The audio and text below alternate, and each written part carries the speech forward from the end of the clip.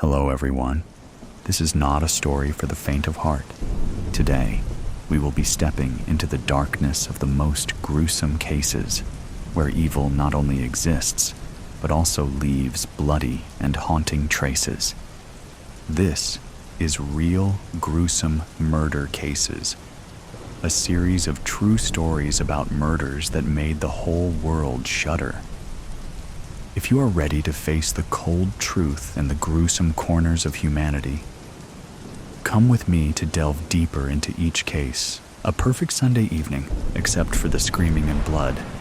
A few years ago, I crossed Fairmont Street to avoid the sun. Had I been a hardier soul and stayed on the east side of the street, I might not have met the woman of my dreams. But I did cross the street, and I met Vivian. In the fullness of time, we fell in love. We have been together 5 years, and each day seems better than the last. Even today seemed perfect, except for the screaming and the blood.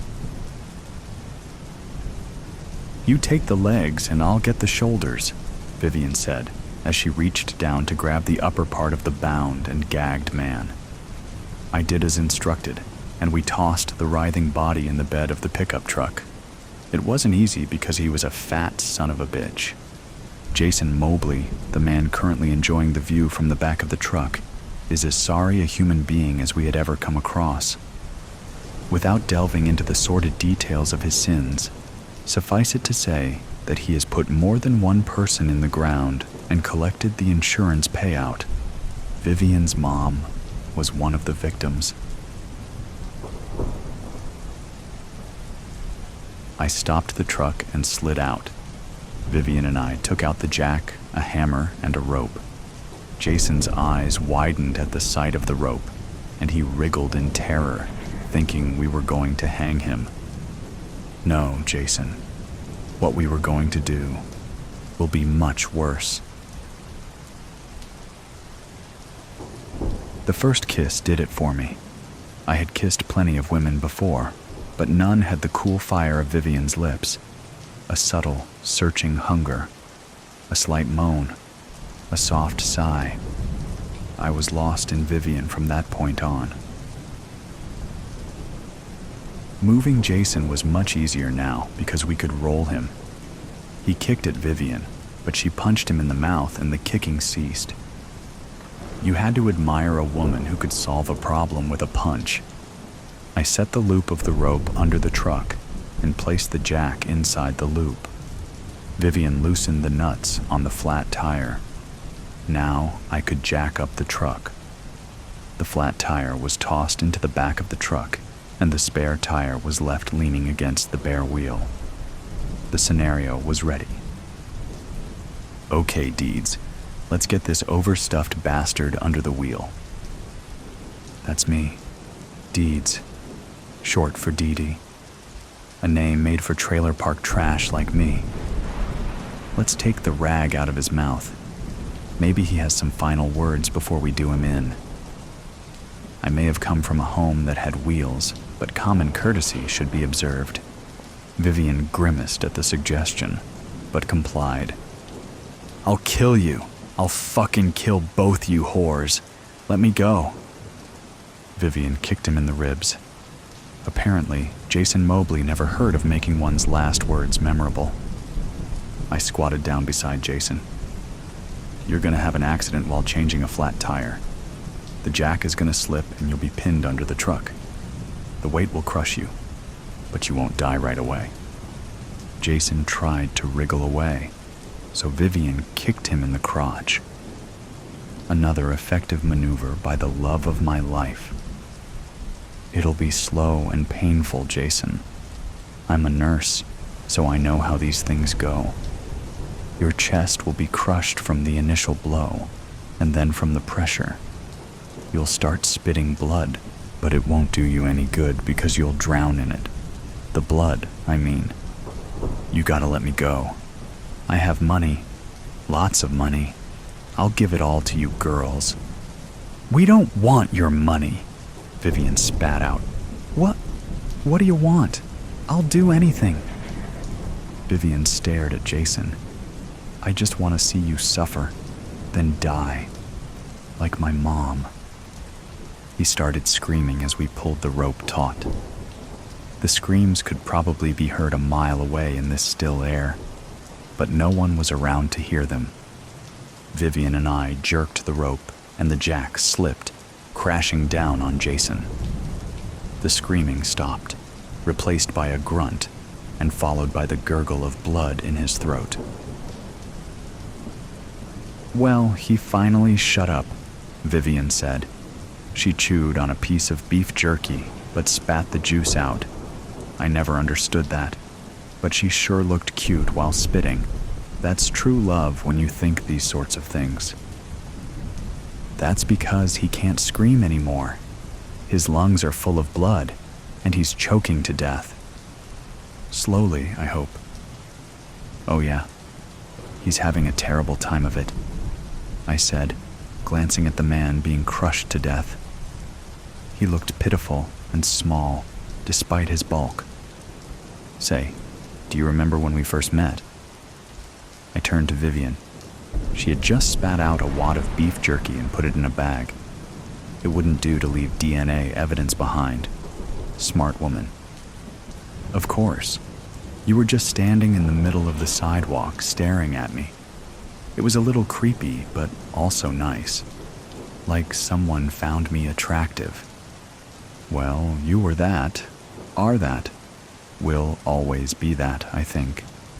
Vivian cuddled up next to me, and we watched Jason slowly slip away. It was terribly romantic, watching someone die while embracing your lover. The police department of Vanderpool, Texas doesn't exist, so the county sheriff and his lone deputy took charge. After an exhaustive investigation that lasted almost 10 minutes, they concluded Jason Mobley suffered a fatal accident. "He was a dumb shit anyway," the sheriff said. "If brains was leather, he wouldn't have enough to saddle a pissant." And with that trenchant observation, he and the rest of the world walked away from Jason Mobley. 2 nights later, we were in bed, tired and at peace after some serious canoodling. The scent of jasmine wafted in with the cool breeze, the curtains fluttering in the indecisive light of a waning crescent moon. People say that you don't feel better after avenging a death with a death. That's bullshit, Deeds. I feel great about it. Vivian lit a cigarette and passed it to me. I took a long drag and handed it back, letting my hand linger on hers. I don't know that I feel great about it, but I sure don't feel bad about it. I wonder if you feel different about me now. I turned to Vivian and stroked her cheek.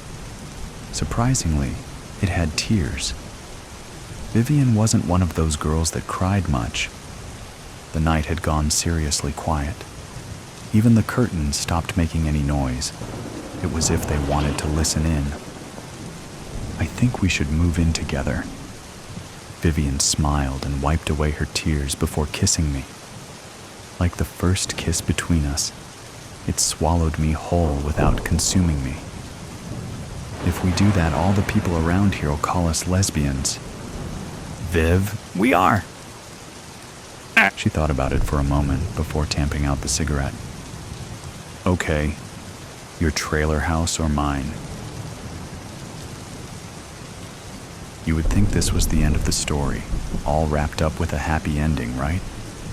My friends, this is just the beginning.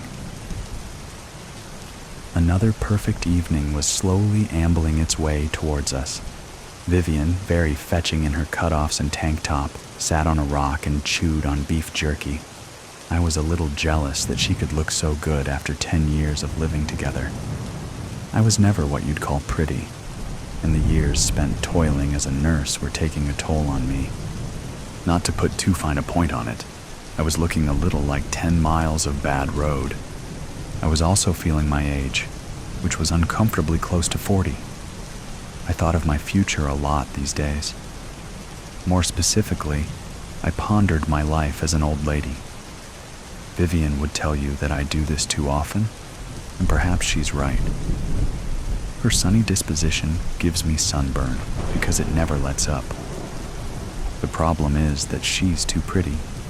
I see others looking at her, and I know what those looks mean. A cold dread squeezes me. A terrible thought gets in my head and stays there. As sure as sugar is sweet, Vivian will leave me one day. Which is why I have to kill her. That's what I tell myself anyway. It isn't easy corralling a rattlesnake. First, you have to find them. Then you have to coax them into a bag without getting bitten. Then you have to feed them and keep them hidden so your victim is caught unawares. I am going to considerable lengths to kill Vivian and make it look like an accident. I hope she appreciates it. Sunday afternoons are hot in August around here, but it starts to cool off around 7 o'clock. When the evening starts to make an appearance, the magic of the area gets serious. This particular Sunday evening was splendid. The wind whispered through the prairie grass and tickled the leaves of the gnarled oaks. Lizards skittered here and there, looking for food or shelter or, perhaps, just a few final rays of sunshine. I tossed my well-kept rattler in the bed of our pickup truck and induced Vivian to come out for a walk. We had our special place about 3 miles down the road. We would often drive there and spend hours walking over the hills and finding a good place to have a late picnic. The picnic usually ended up with us drinking too much cheap wine and getting naked. I hope we didn't traumatize the lizards. And now we come to it. The dastardly deed. Things didn't turn out as planned. I spied on you. Vivian's confession wounded me. How can a person reasonably expect to commit murder when the intended victim is better at it? She had me wrapped up in cellophane, Glad Wrap, BTW, before I knew what was happening. It was a little embarrassing to be put in such a position, but even worse was the betrayal. I should have known, though. She stopped kissing me like she used to kiss me. I never thought it would come to this, Viv. But you kept on getting prettier, and I just got older. Vivian took the bag with the snake from the back of the truck and laid it down by my feet. She knelt next to me and stroked my hair. I could see the tears streaming down her face, and her chest spasmed as she tried not to sob. I still love you, you idiot, but I can't let you kill me. I could argue the point, but I didn't. No use. She held the upper ground, and she had the snake. I eyed the bag distastefully. Vivian saw me and understood. Probably not a very pleasant way to go, but it's what you had planned for me. True enough, my journey in life is over. I know that because I know Vivian. She'll carry through with the deed, and I'll be just another rattlesnake victim in South Central Texas. The only consolation I have is that she's too smart to get caught. I deserve to die, but she doesn't. It'll probably hurt, Deeds. It has to be the ankle so it looks like an accident, and it'll take a while to stop your heart. I'm sorry, sweetie. It hurt like hell. This is my last bit of writing because my hands are starting to tremble. Like Jason Mobley, I don't have any high-minded final words. I just wish the bitch hadn't outfoxed me. Vivian's narrative. Deeds forgave me for what I had to do. I know this because we kissed one last time, right before the snake bite. It was the same as the first time she kissed me. I can't describe things as well as her, but when she kisses me like she means it, the feeling of her love lingers long after the lips separate. I'm gonna miss her like hell, drowning inside. What time do you call this, Maggie? I know, I'm sorry. The traffic. Don't give me that. You're never late. I had things to do. Things? Like what? Jimmy, don't start. What's with the sunglasses? They're just sunglasses. Take them off. Jimmy, Please, take them. Office of Fine. What the hell happened? It's nothing. Damn it. Who gave you the shiner? Jimmy, leave it alone. Was it Neil? Number Terry then. Jimmy? It was, wasn't it? Fine? Yes, it was Terry. That son of a... Why? Jenkins. Keep your voice down. You don't know about my problems, sir. We don't want to hear about your private life, Jenkins. I didn't come here to fight, Jimmy. Then why did you come? Because we need to talk.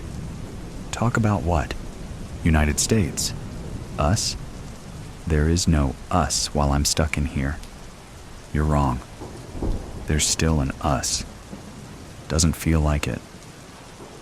You've been different lately. How would you even know that? I see it. The way you look at me, or don't. The way you talk, or don't. I'm tired, Jimmy. I bet you are, love. It's not easy by myself, but you manage. Barely. What are you saying? I'm saying I don't know how much longer I can keep this up.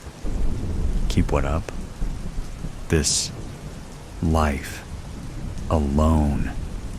You're not alone. That's what it feels like. You've got the kids. They're not you. Then wait for me. Wait. Jimmy, you 4 more years. So? You knew that when I got sentenced. I didn't know it would feel like this. Feel like what? Like I'm drowning inside. You're stronger than this, Maggie. Maybe I'm not. Don't say that. It's the truth. You're just having a bad day. It's not just a day, it's every day. You want me to feel sorry for you? Jimmy, don't make this worse. I'm not the one making it worse. Why did Terry hit you? He thought I was cheating on you. Cheating? With Neil? That's what he said. Are you kidding me?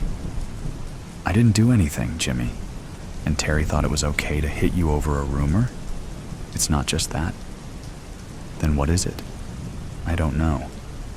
Maybe he thinks I owe him. Owe him? For what? For keeping an eye out for me and the kids. That's rich, coming from that piece of... Jenkins, I'm warning you. Stay out of this, sir. I see your sort every day, Jenkins, and hear how doing time affects families. You don't know nothing about me and my brood, boss. Yes, but I know how kids drift with absent fathers. When I want your opinion, I'll ask for it. Touch a nerve, did I, Jenkins? Jimmy, stop. He's not wrong. What? Bernie's angry. Linda's angry. They're lost, Jimmy. It's not like I abandoned them. Maybe not, but you're the one who took the fall. I didn't want you and the kids dragged into it. I can't do this on my own anymore. Maggie, don't. Don't what? Tell you the truth? Neil and Terry were supposed to have my back. Instead, they're wrecking my family. You wrecked it, Jimmy, when you got caught. Again. You think I wanted that post office job to go sideways? It didn't just go sideways. It exploded. I was the one who got burned, Maggie. And the rest of us didn't? I did it for you. You always say that. I mean it. And what about Linda? What about her? She's in trouble at school, Jimmy. Trouble? She got caught smoking. Not Linda? Yes, Jimmy. Linda. At least it wasn't weed. What makes you think that? God damn it. Why didn't you tell me? And say what? That I can't handle my own daughter?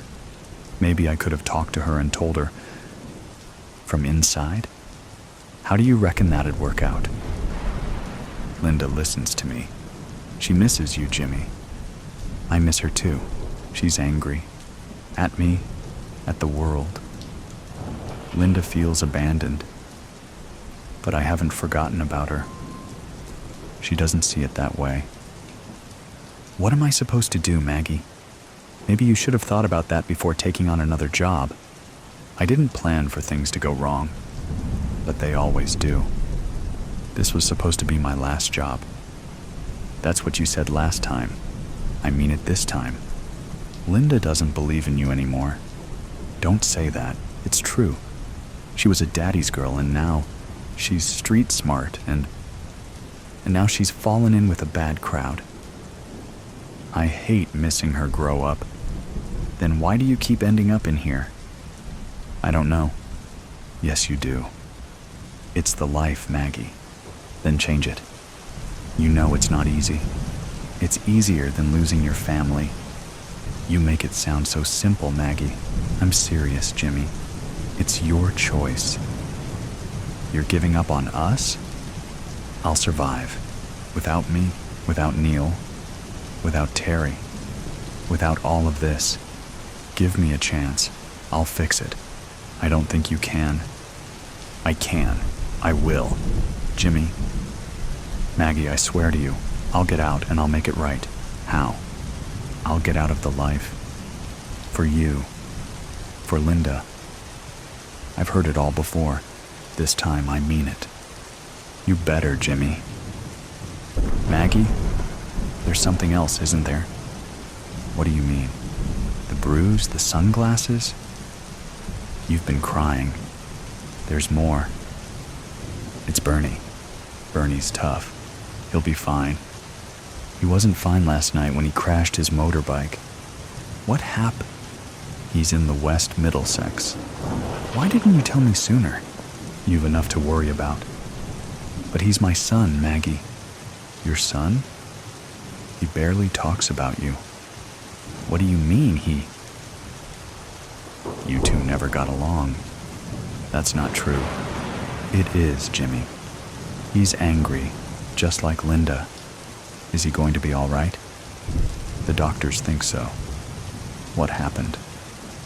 He saw the bruise. He got angry. Went out on his bike to blow off steam and lost control. Because of Terry?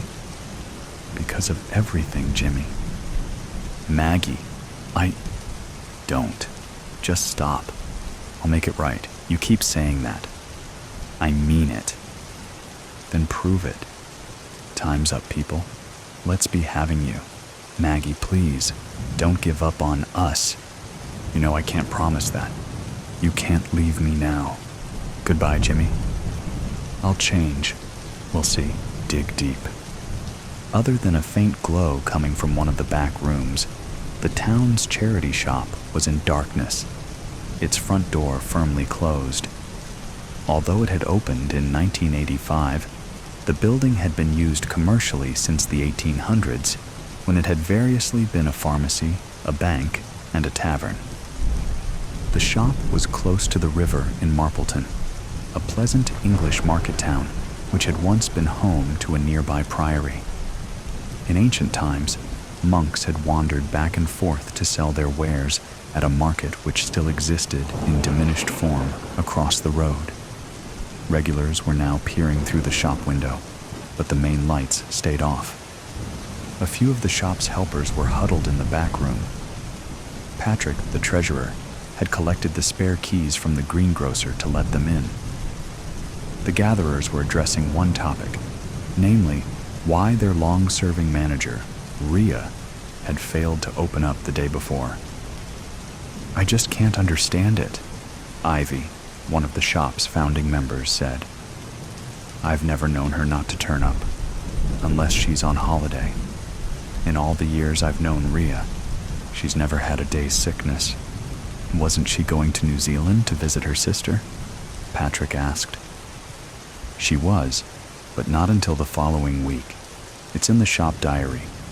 Here, take a look. Ivy tapped the relevant pages meaningfully. I'm not doubting you, Ivy, but she may have got the dates wrong. She wasn't in the habit of making mistakes. Ivy's loyalty knew no bounds. Patrick adopted a different approach. You've tried Ria's landline, I take it? Several times. Each time it went straight to answer phone. Right. Still, I expect we're worrying over nothing. But you have to admit she has been a bit distracted lately. Someone piped up. Patrick turned to Silvana hopefully, but she shook her head. I've tried her on her mobile, but nothing. Silvana was a refugee who had joined the shop 2 years earlier. Since Ria had taken her under her wing when she first came to England, her English had improved markedly. Silvana had been on the verge of admitting her true feelings for Ria. Reality had crushed the likelihood of her returning to her homeland anytime soon and been replaced by something entirely unexpected. An overwhelming love for another human being. Silvana's great wish was to know whether that love was returned. Ria clearly liked her, but was it worth risking their friendship for more? The path to such an admission seemed littered with obstacles. Now, the mystery of Ria's whereabouts could be added to an already growing list. Did Ria say anything about changing her holiday plans, Silvana? Patrick asked, determined to get to the bottom of things. Number I went to her house for my lesson last Wednesday. She told me she'd be away all next week. Silvana had considered the matter carefully. Yes, that is so.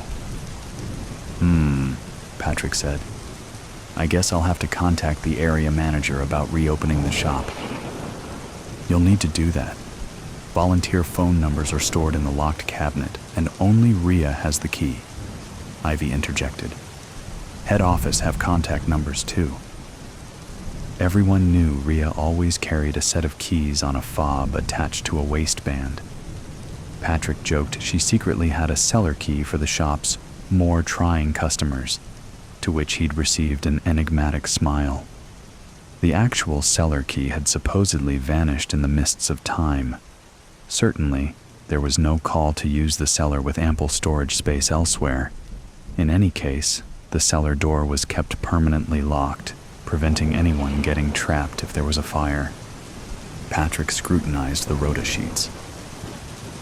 Maybe Judd would be willing to help if we reopen the shop, he suggested. Silvana, who distrusted Judd, said nothing. 3 months earlier, dressed in black jeans and hoodie and trailed by a mournful cocker spaniel, Judd had shown up to inquire about volunteering. When Silvana had bent to pat his dog, it had backed off, whimpering. She gets nervous round new people, Judd had explained. Tucking away the banking money, Patrick had gone to fetch Ria. A young man's inquiring about volunteering, he'd told her. Shall I send him through? What's he like? Ria was wearily tapping information into the computer at her desk. He seems pleasant enough. His dog's rather nervous. Ria massaged her aching neck. Send him through, she said. Ria had confided in Silvana about her difficulty in getting references for Judd Dig Deep. Eventually, he'd presented her with 2 typed ones, supposedly from an ex-employer. With typical thoroughness, Ria had rung one of the numbers to learn more about the new helper. When a voice answered sounding suspiciously like Judd's, she'd intended to investigate further. However, other things had intervened. A few weeks after this uncharacteristic omission, Judd was indeed proving to be an asset.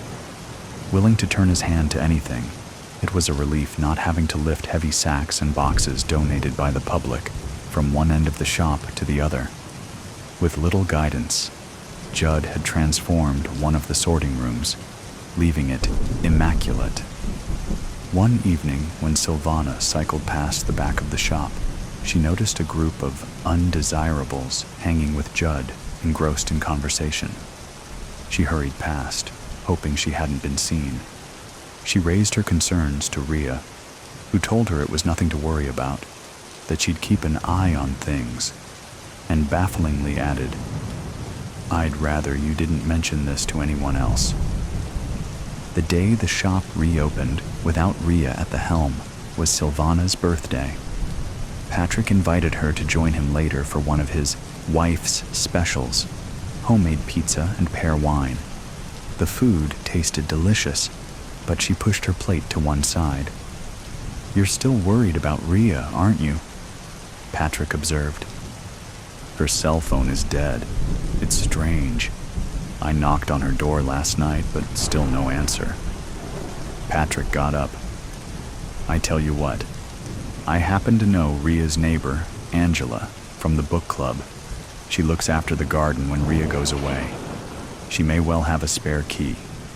I'm sure there's nothing to worry about, but it wouldn't do any harm to check if everything is all right." Silvana was relieved. "That's a great idea. Thanks, Patrick. I've been known to have a few in my time. Come on, get your coat. Let's see if we can solve this mystery." Half an hour later, the pair were standing in Rhea's house. The hallway led into an open-plan kitchen diner with gleaming countertops and state-of-the-art gadgets. The smell of coffee lingered invitingly. When Rhea's partner Lindsay had died 5 years earlier, she'd left her with a generous insurance payout. Silvana sighed, remembering the other day when she and Rhea had drawn close over a bottle of wine. Rhea had even given her a present. "Only to be opened on your birthday," she instructed.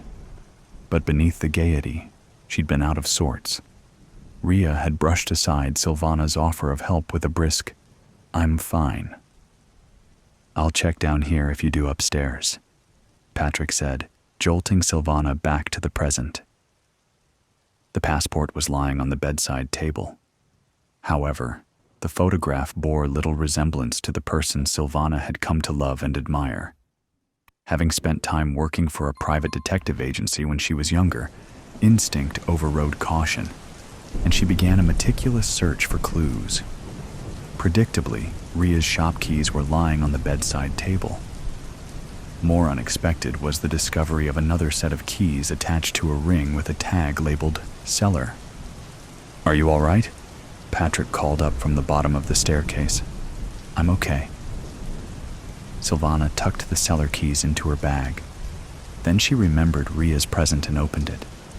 She was surprised to find a pay-as-you-go phone already charged up. "Well?" Patrick exclaimed. "Did you find anything?" "Just this." She gave him the passport. "That's odd. It appears she never made it to New Zealand after all. Maybe it's time to involve the police." "What? Right now?" "It is rather late. I doubt they'll want to be disturbed tonight." Patrick thought of the half-opened bottle of wine waiting back home. "I'll act tomorrow morning. Shall I walk you back?" "No need. I can take care of myself," Silvana said firmly. The moon was her only companion as Silvana descended the cellar steps at the back of the shop. With growing unease, she encased her hands in a pair of gloves and took off her shoes. She didn't want anyone to know of her presence. After 3 attempts, the door creaked open and she was met by a cloying damp, overlaid by something else. Something unpleasant. Tensing, she flicked on her phone torch and spotted a narrow corridor with another door at the end. Filled with foreboding, she slowly turned the handle. She smelt the body before she saw it. Wearing the trademark hoodie, the bloating, discolored thing in front of her, could hardly be called human. Judd lay slumped against an upturned table, his eyes staring and opaque. Silvana covered her face with a handkerchief to prevent retching and inspected the scene, noting the bloodied head and smashed vase lying beside it. The blood had pooled and dried, staining the clothes and floor. She was no expert, but if the rotting undertones were anything to go by, death had probably occurred a few days earlier. Even then, horror was blunted by relief. So long as it wasn't Rhea, she had the strength for anything. But where was Rhea? Adjusting to the dimness, Silvana tried to make sense of her surroundings. Some crudely constructed shelves filled with storage tubs and packets lay stacked against one of the walls. The place was obviously some kind of drugs den. Could Judd's death have been the result of a disagreement with other gang members? Sylvana's stomach lurched. What if they turned up and found her? She'd only just locked the cellar door and picked up her shoes when she heard voices on the driveway. Somehow, she managed to scramble behind one of the bins underneath the fire escape. Hardly daring to breathe, she waited until the scuffling feet passed and the gang disappeared down the cellar steps. Then, she bolted into the night as fast as her trembling legs would carry her. She would decide what to do when she got home. Halfway across the town's park, muffled ringtones came from her bag. "Sylvana?" The voice was clear as day at the other end of the line. "Rhea, is it really you? Thank God. Are you all right? Where are you calling from? Talk to me." "If I tell you, you must keep it to yourself," Rhea said urgently. "Of course. By the way, I have your keys." "The shop keys?" "The cellar keys. Long story. I have just been down there. I found him. Judd. Dead. It was horrible." Sylvana began to laugh hysterically as the shock kicked in. "You went into the cellar?" Rhea repeated. "Why?" "I needed to know if you were all right. I was so afraid I was going to find you, not him. When I saw your passport, I knew you couldn't have gone abroad, that something must have happened. I didn't get the chance." "What happened?" "I will tell you, but not now. Not on the phone. Patrick is planning to go to the police tomorrow about your passport." Rhea asked. "Did you touch anything when you went into the cellar? Did you touch him?" "No." Sylvana's teeth were chattering from shock. "It's cold outside. I was wearing gloves. But what do you know about Judd?" "Why were you wearing gloves?" "I don't know. I had a bad feeling. I didn't want to be implicated in anything. Back home, I once worked at a detective agency. I learned about not touching crime scenes." "You may want to call the police," Rhea said. "But please, can I ask you not to tell them I got in contact or about me giving you the phone? We'll meet soon. That is, if you want to. I'll understand if you don't want anything more to do with me." "Of course I want to meet you." It seemed silly pretending now. "It's all I think about." Sylvana's heart flipped when she saw the distant figure standing on the pier below. The matinee performance at the Pavilion Theater was in full swing, and the pier was almost deserted. She came up behind Rhea, patting her on the shoulder. "Hey!" Rhea turned, instantly relaxing when she saw her friend. "Hey!" Sylvana sank into Rhea's arms. For a long time, the pair embraced. "It's so good to see you," Sylvana said. "Likewise." Rhea glanced round. "Does anyone know you're here?"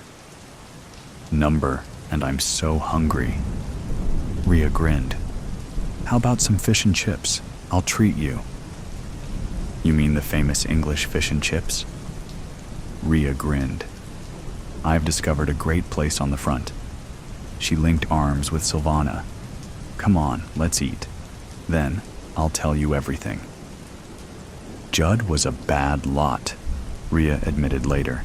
"He was running a drug racket, and I threatened to report him to the police." "It doesn't surprise me. But how did you find out?" "Not long after I joined the shop, I was clearing up one of the back rooms and came across a discarded cabinet. There were 2 sets of cellar keys in it. I never told anyone about them, partly because I didn't want a lot of fuss. I wanted to keep it to myself. Unfortunately, Judd caught me coming up the stairs one evening and demanded to store his things there. I didn't like the way he spoke to me. When I refused, he threatened to torture his dog in front of me. He implied if I didn't comply, I'd be next. His eyes were so cold. For the second time in my life, I felt real fear. There would be time enough to ask about the first time, Silvana thought, clasping Ria's hand. I'm afraid there's more, Ria said dully. You probably won't want anything to do with me when you hear the rest. Silvana clutched Ria's hand more tightly. She'd come too far to be brushed aside. Why don't you let me be the judge of that? She said firmly. Whatever it is, we'll bear it together. You see, I love you. I need you to know that. You do? For a moment, Ria's face shone. That's a relief, she said, laughing. I thought it was just me. Did you? Silvana laughed too. I may have had my suspicions, but I didn't want to say anything. Oh, I'm so happy, Silvana said. But hold your horses before we get carried away, Ria warned. Hold my horses? An English expression. It means don't count your chickens. Count my chickens? Silvana, my love, let me finish my story before you say anything. Okay, sorry. Silvana nibbled a stray chip. Ria was smiling in spite of everything. In the end, I couldn't stand being held to ransom by a bully like Judd. A few days ago, I foolishly decided to confront him in the cellar. He went to grab a knife from the table. There was an old jar on one of the shelves, and as he turned, I smashed it over his head. She shuddered. I couldn't tell you all this, but I made sure you had the phone before I left. I hoped you'd stay in touch. The day after, I headed here, not wanting to be traced. I paid for everything with cash. But surely the police will realize you only acted in self-defense, Silvana insisted. Perhaps I should have gone to them straight away, but I couldn't face it. Ria's hesitation was palpable, especially considering what? In spite of the warmth between them, Silvana felt a sudden chill, like someone walking over a grave. What aren't you telling me? Ria's voice broke. I'm terminally ill. At best, I only have months to live. At worst, it will be weeks. I have all the medication I need. I just want to spend my last days in a place with happy memories. I can't believe it. But Silvana knew Ria was speaking the truth. She tried to disguise her anguish. How long have you known? She whispered. I only found out for certain the day before Judd threatened me in the cellar. Maybe I wasn't thinking straight. I should have told the police everything long before, but by then I was in too deep. I'm going to stay with you. Silvana had never been more certain of anything. Ria shook her head. Stay with me tonight and go back tomorrow. It won't be long before the police check the cellar. It will look odd if you're not there. I have every faith in your survival skills. Look how far you've come. In the meantime, there's something I want you to have. What is it? Ria handed Silvana 2 envelopes. Inside one is a plan of the cellar. After years of searching, I think I may have finally uncovered the sealed entrance to a tunnel leading to the old priory. My father was a historian and suspected there might be one near the shop. The other is a copy of my will. It's my final and dearest wish to make your life better when I've gone. The Horseman. The man on the horse was an odd one. I could tell that even as he angled his quarter horse into my beams like it was his turn in the center ring. An Easterner, which maybe 10 years earlier might have seemed even odder. Little dressier than the average rancher, handled his animal like he knew how, but had learned it someplace else. Saw you from the rise, the man said. Easterner, all right. Kind of horse-faced fellow with a government haircut and a big nose that reminded me of the Jew families that had passed through the dust and winds in Pop's tourist camp on their way to California. Not that I gave a damn. Pop hadn't given a shit about God after he took Ma in 32, and so he likewise didn't give two shits about anybody's private dealings with the Lord with or without Jesus. No, it was the man's eyes. Big, calm, curious. Do you need some assistance? My old Nash 400 was running like a top on 4 threadbare but plump tires, and the trunk was flung open with the jack still clamped into place. And then there was the Indian blanket I'd got in trade for some janitor work at the last gas before the next last gas on the way to my pot of gold that had turned into a cesspool about 2 hours ago. Oh, and the shovel lying next to the blanket rolled tight like a Tulsa oil man's stogie on the dirt under the lip of the trunk. Even without Jesus putting his 2 cents in, it wasn't the way I'd been raised. But like I said, it was the eyes, unblinking even in my headlamps, and that slow smile he gave me as I pulled Pop's old Colt out of my belt and made him a third eye, like I'd done him the biggest favor in the world.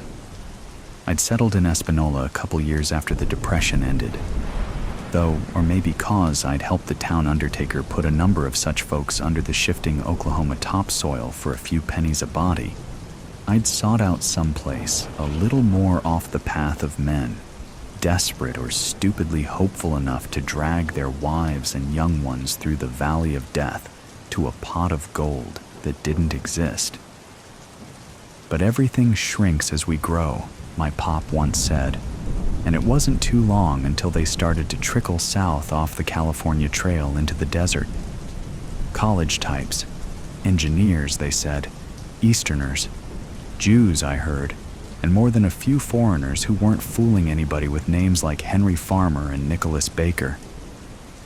Now, I'd never been out of Oklahoma before Pop's lungs finally gave out, and I dug one last grave this time for free, and I'd sure as shootin' never met any Germans. As at the time we had an axe to grind with Mr. Hitler, I was a sight more than nervous about the funny voices with the funny names sidling up beside me at the local watering hole on a Saturday night.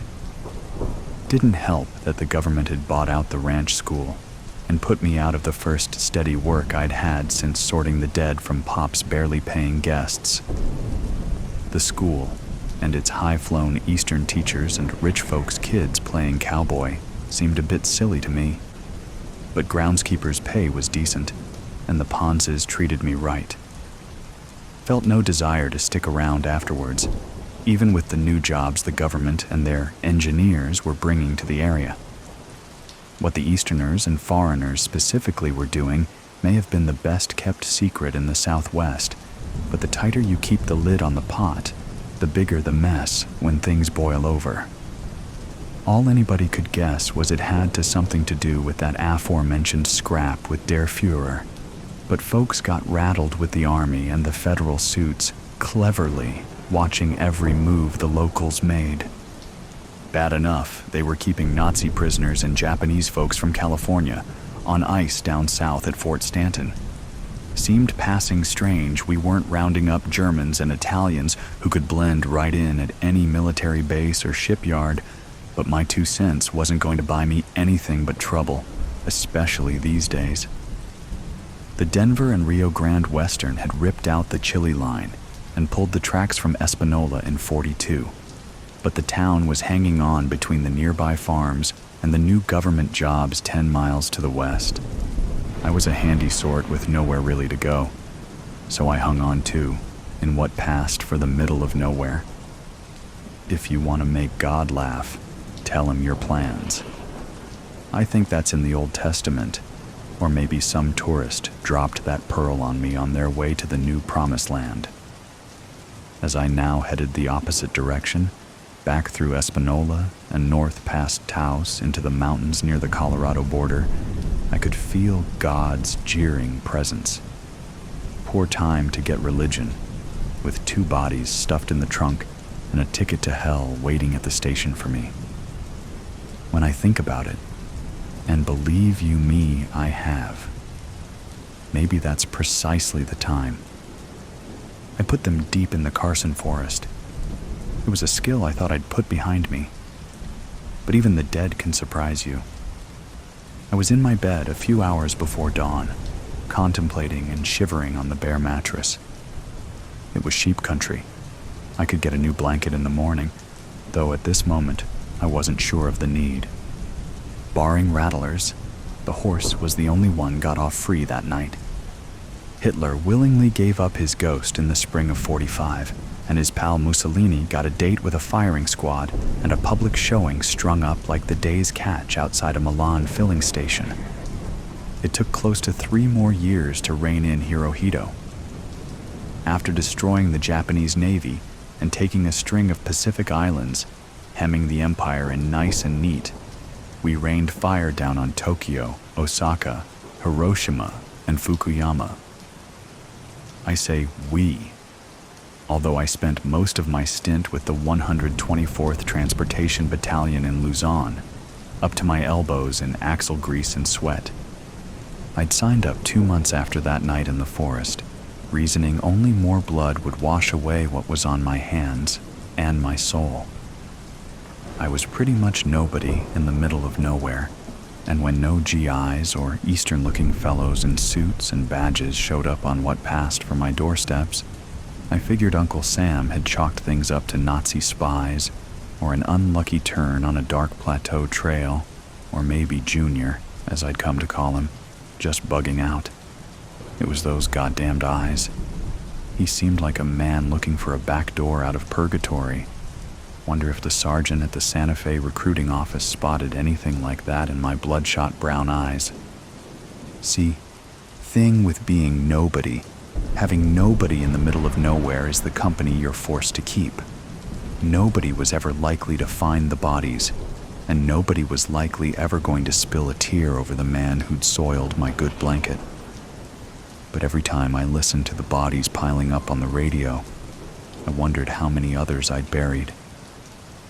Just what was it that midnight Horseman had been up to at the old ranch school, with his army of eggheads with phony names and their army keeping the whole town under wraps? And why did most of the lot just pull up stakes a few weeks after? Had to be some kind of secret weapon, blow the Krauts and the Japs off the map, my guess. For one bleary moment, I thought my brain had contracted TB and an Irish brogue, but it was one of the Denver and Rio Grande Western's Gandy dancers who'd lost a knee and his toes and the works in between to a 3 p.m. coal car maybe 15 years ago. It hadn't broke him of the whiskey. He read too many of those cheap detective magazines with the gumshoes and masked crusaders and flying saucers and half-naked women about to be sawed up, or worse, and I'd had my wits about me. I'd have heard him creaking down the planks and cleared my stool. "And what makes you think that?" I asked, 'cause it was the noise I needed. "My sister's boy. He does some plumbing and odd jobs for them mad scientists down the road." The old man wheezed. "Seems like everybody's in an uproar over the boss fella gone missing a few weeks back. Seem to think there's spies all about, Nazis or commies or some such. Young Danny happened down the wrong hall, and the soldier boys there grilled him near to medium well." "Boss?" My voice went up a couple notches, but he was too stewed to notice. "Some Jew scientist from California supposed to be grand muck-a-muck of the whole operation. Jingleheimer, Weisenheimer, something like that. Some of the talk is, this Jew might be the spy." He leaned in on the half-leg and grabbed my sleeve as a thick cloud of coffin varnish sent me reeling back. "Now, you think about it, boyo. Why you think every man-jack's knickers are in such a knot, lest something big was in the works? You ever hear of atoms? You know, the stuff what we're all of us made of? Well, I hear tell Hitler and his boys have found a way to split them atoms, to just rip all of creation apart. Unless we get there first and blow the fella to hell first. Little wonder them Nazis would want to rub out Dr. Jingleheimer." He then toppled from his stool. I caught him halfway to the floor, jostled him back into place, and made for the door. crisp desert night outside, the moon too close and stars scattered across the black, nothing like atoms torn asunder. I jumped in the Nash, somehow made it alive back to my shack, and packed for my penance. Recently leaked revelations allege the U.S. Defense and State Departments largely falsified published reports that Nazi Germany and Russia were on the verge of harnessing atomic fission as a potential weapon against America and its European allies, purportedly to spur Allied physicists to escalate development of such an atomic bomb to bring about a speedier surrender by Hitler's forces.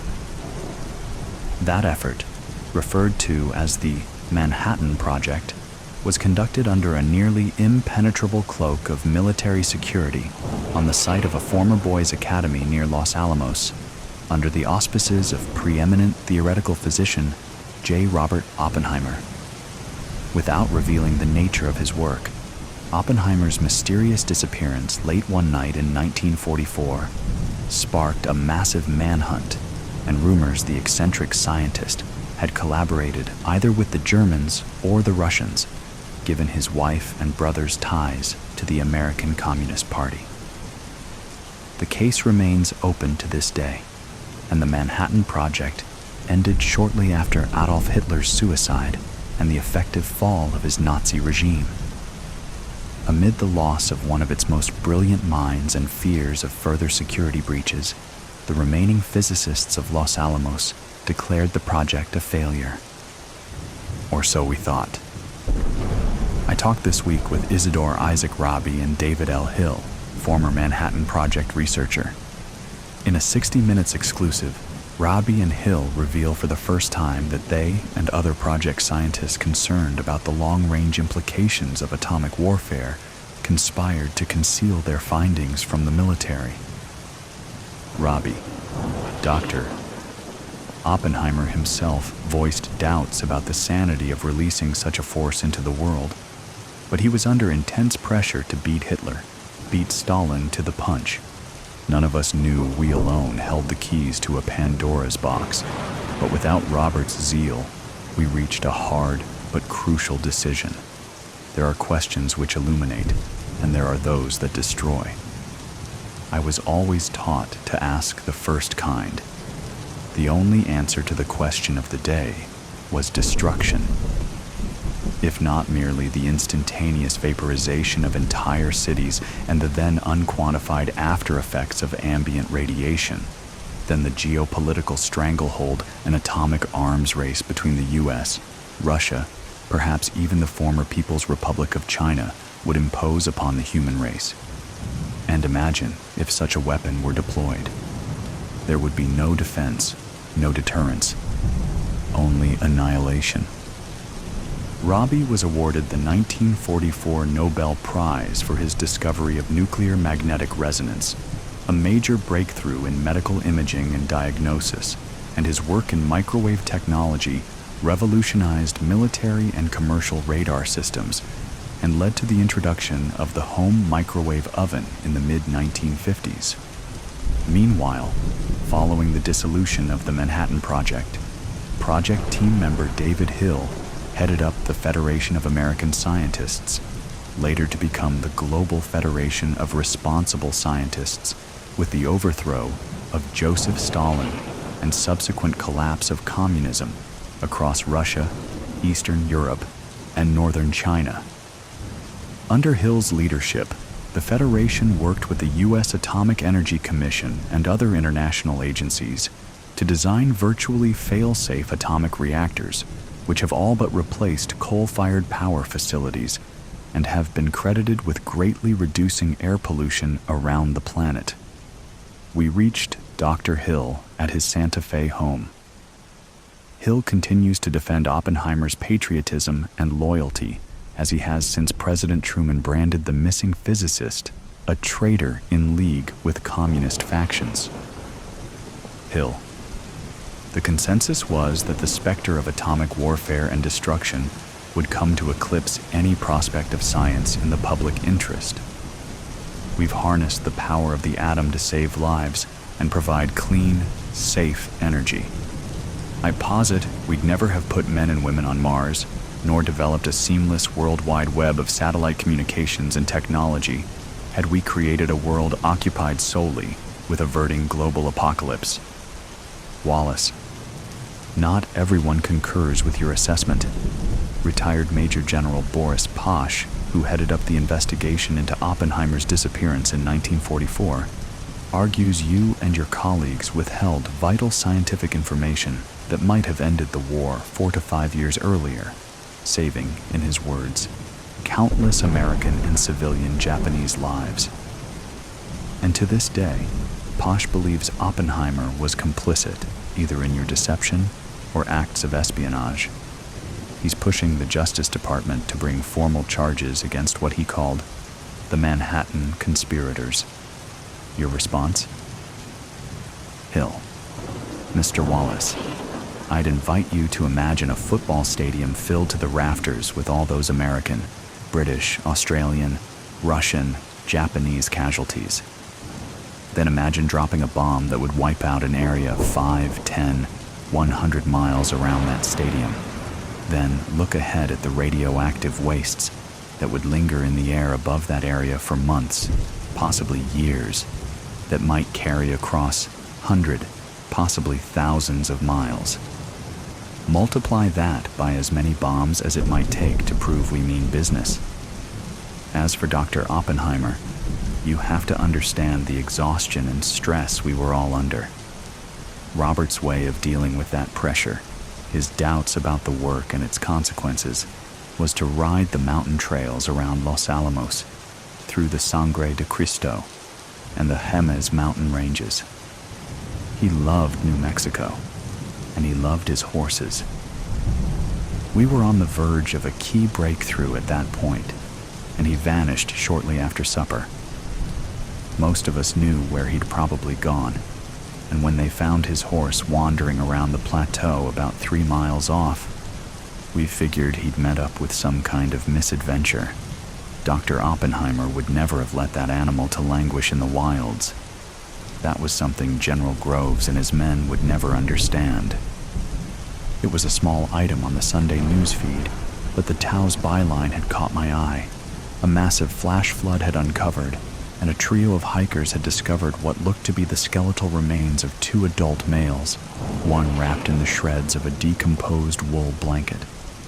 A couple ribs shattered by one bullet, another bullet found rattling around in his companion's punctured skull. They'll surprise you, all right. And with them, the rest comes surging back. The soldiers, the flyers, the privates and colonels and generals, the moms and dads and sons and daughters caught in the Spitfire, the moms and dads and sons and daughters snared in limbo, merely for being the face of the enemy, or a fair enough approximation. The odd horseman, with the tortured eyes who'd suffered such indignity and injustice for taking a midnight ride. I'd taken a single souvenir that night in the forest, secreted it away to the Pacific on the second great California migration to find that golden pot in the airplane plants and the aeronautics trade, tucked it in a bedroom drawer through a marriage, 2 sons, a funeral, and 2 graduations. Buried it deep packing for that one final job far, but not far enough away. Now, it seemed, was the time. It had been a tough week in the field, and I'd hoped to catch the satellite feed of 60 Minutes and maybe Columbo, but this finally seemed the time. I set the yellowing badge, number 76, I guessed how the brass kept track of their college boys, on top of the TV monitor, trying not to look in those damnably damned eyes this time. Bye, JR. Then I wrote this for you, whoever you wind up being. You can see the right people get it. Then I think I'll step out for a bit of air. The desert is beautiful at night, especially in the high beams of a double moon. Justice will be served. Sunrise painted the rain-swept rocks of the castle gold as she poured poison into her husband's morning whiskey. The fire of the spirit would mask the ice of the paralytic which had been crippling Lord Blackstone for months. Lady Gemma Blackstone had everything arranged for the death of her husband would be slow, deservedly so. Revenge was a dish best served cold, and Algernon Blackstone liked ice in his whiskey. Gemma watched the chest of her hated husband rise and fall. His crackling breaths came in stutters.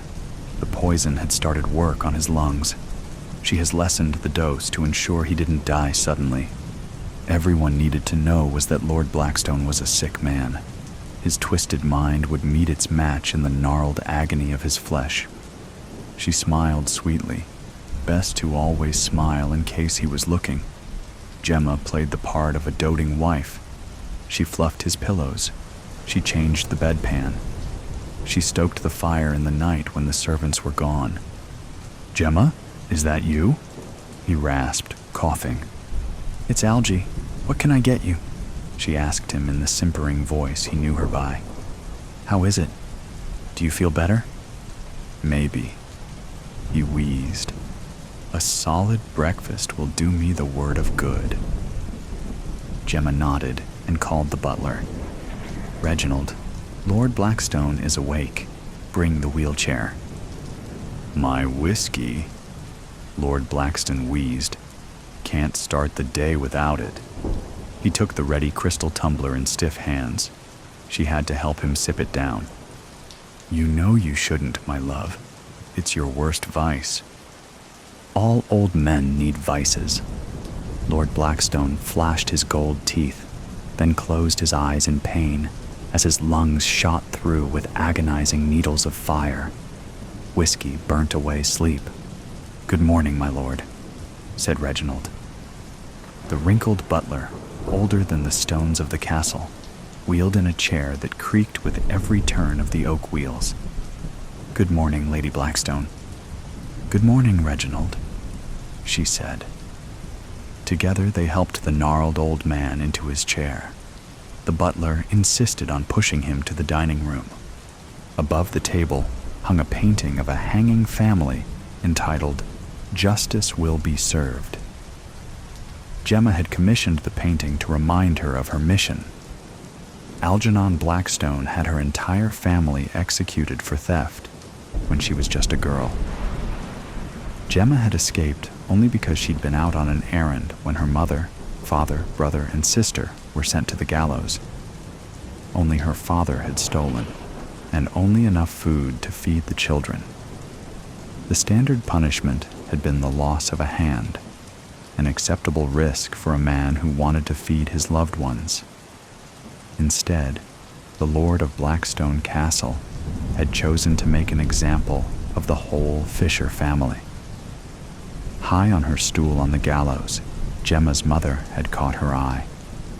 Before her footing was kicked away from her, Angela Fisher mouthed the words, "Live, live for us." Tears in Angela's eyes were the last things Gemma saw before the rope snapped, taut, and the quartet of condemned began kicking, faces twisted in horror. The painted faces looked little like her family, but the painter had captured the terror of the doomed. Gemma was grateful that the likeness of the painting was off. There was no chance anyone would connect her and her blue eyes to the brown-eyed quartet kicking above the banquet table. Justice will be served, Gemma promised herself as she did whenever she ate. Revenge had hardened her, but it was slow. Years of practicing her accent, her manners, which utensils to use, had honed her for the mission. A lord with a grudge against Algernon Blackstone had presented her to the widower as a cousin. Lecherous Lord Blackstone hadn't wasted a week before wedding himself to the teenaged Gemma. "The cook will be finished with breakfast shortly. Can I cut you some bread and spread it for you?" Reginald asked. The 80-year-old butler's perfect posture contrasted the bent back of Lord Blackstone. "Yes, please," Gemma nodded. Fresh bread, hot from the oven, steamed as the bread knife sawed through it.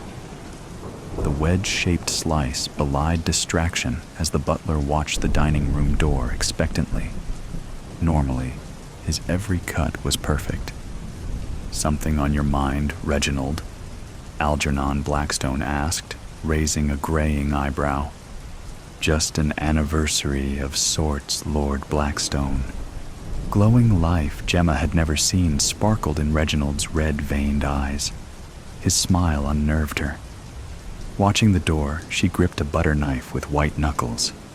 What are you up to? The ancient doors whined on hinges that needed to be oiled as the cook entered with a covered tray.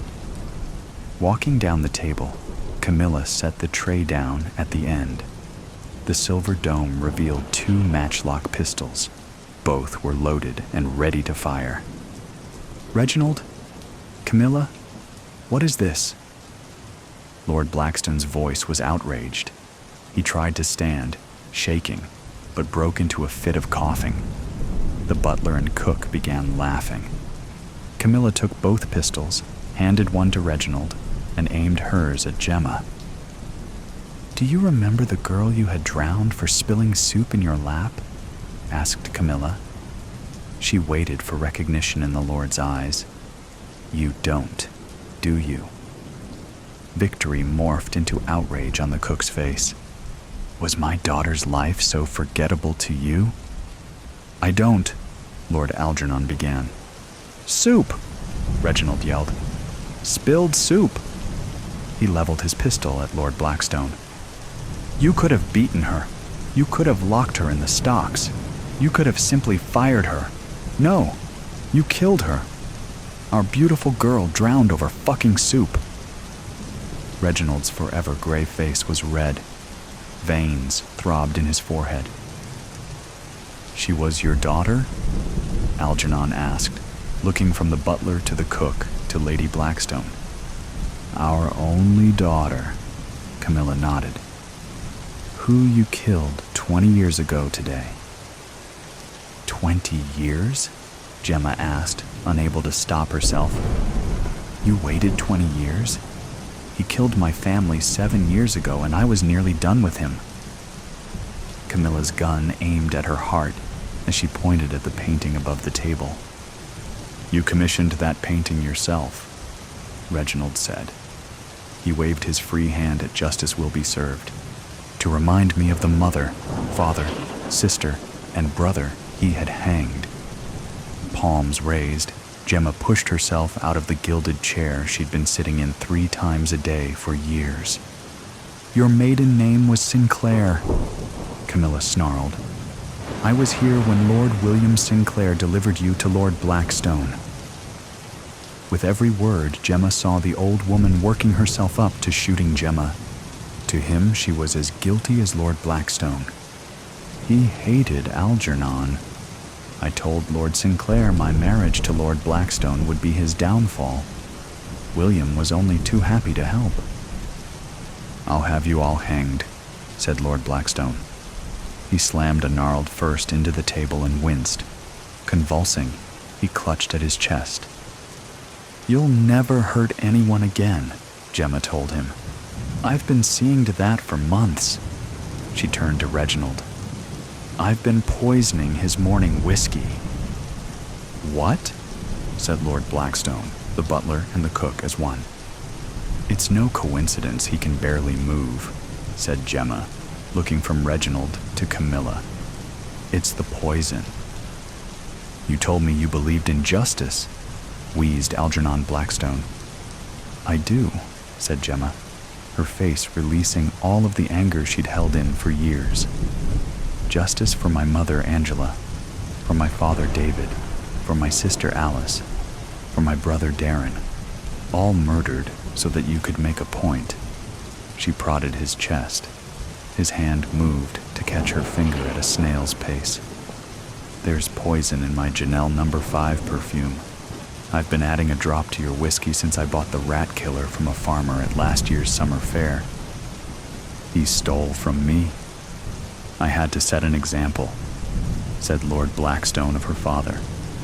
Do you know how many one-handed thieves there were walking about in the town, making a mockery of justice, of the law?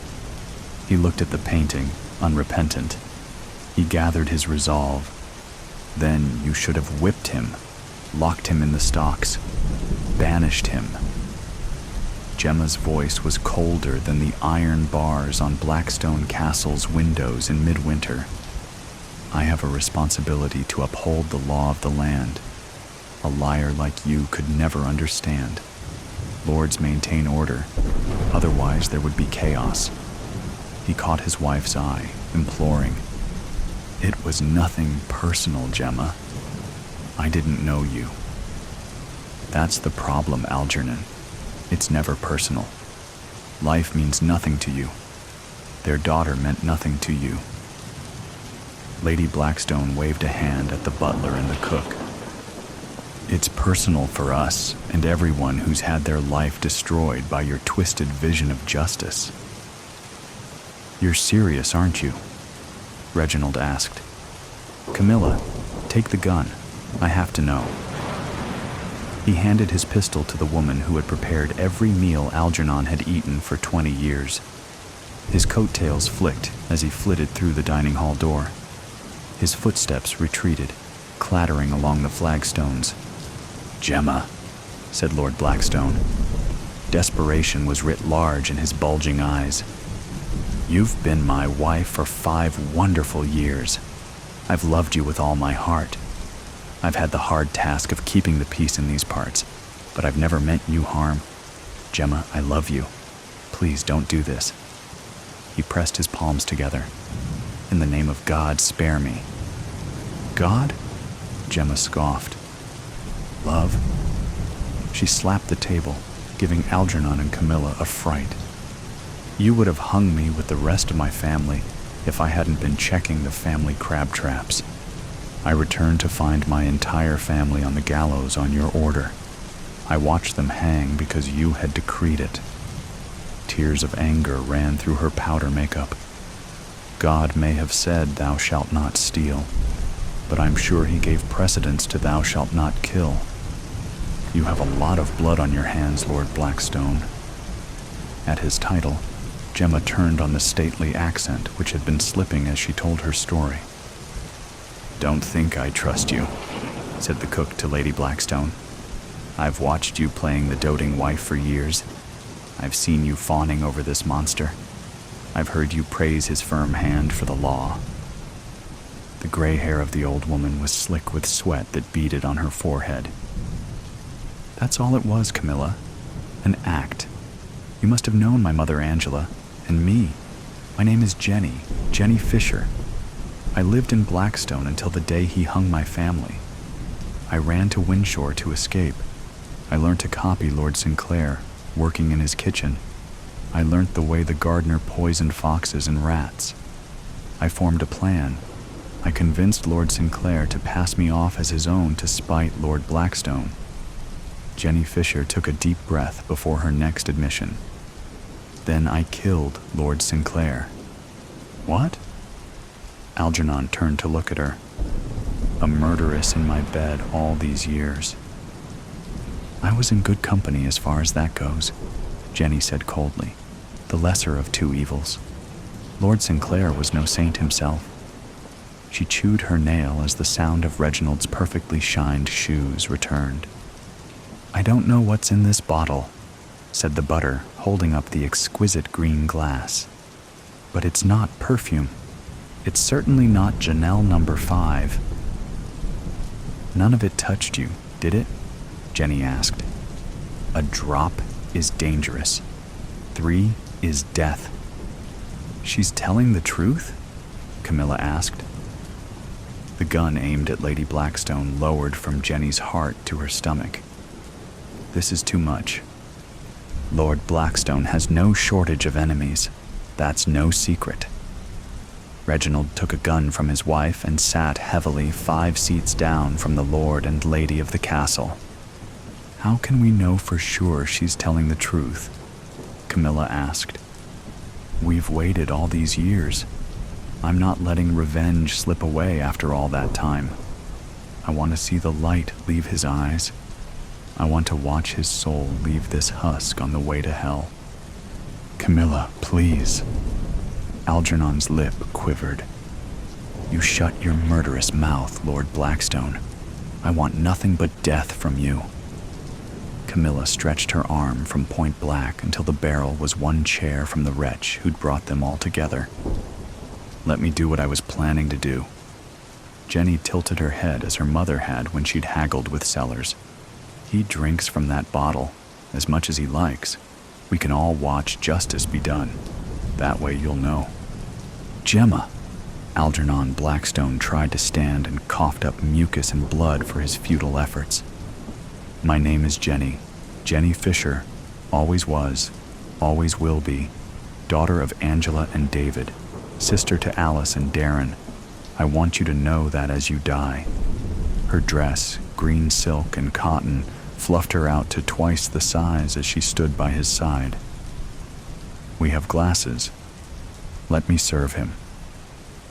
Number, I'm not drinking anything you give me, Lord Blackstone said with steel in his voice. Then let them shoot you. I'm sure that hurts more, said Jenny with a cruel smile. Whether you die isn't up for debate, husband. Your choice now is how you want to go. Reaching across the long table, she took an empty glass and opened her hand, waiting for the green bottle in Reginald's grip. When he handed her the former perfume container, she poured a shot of it into the waiting glass and handed it to Lord Blackstone. Silence took a seat beside them at the table and waited patiently. Harsh winds from across the sea could scarcely be heard over the sound of the host's labored breathing. Algernon Blackstone stared at the clear liquid in the glass, pure as water. His hand trembled. I can't smell it, said the Lord of Blackstone Castle. That was the point, husband. The woman he'd known as Gemma for years watched him expectantly. This or a gun wound? He asked, raising the glass of death. You could jump from the battlements onto the rocks if you like, said Camilla. I've dreamed of pushing you off them for years. Justice will be served, said Lord Algernon. His shoulders sank. Is it too late to say that I'm sorry? He looked from one executioner to another. No, said Reginald. But it's far too late for an apology to get you out of this. Algernon coughed. Closing his eyes, he nodded. Well, I'm sorry anyway. I tried to see the world in black and white. It was easier that way. He swirled his doom in the glass. It tasted fine in whiskey. If I'm to go, can it be in bed? One last sleep? What do you think? Reginald asked Camilla. As long as it's done. The cook nodded. Back to bed then, Lord Blackstone. The butler took the glass from Algernon's shaking hands, gave it to his wife, then wheeled his master away. Jenny walked behind Reginald with Camilla's gun aimed at her back. The butler helped the lord into his four-poster bed.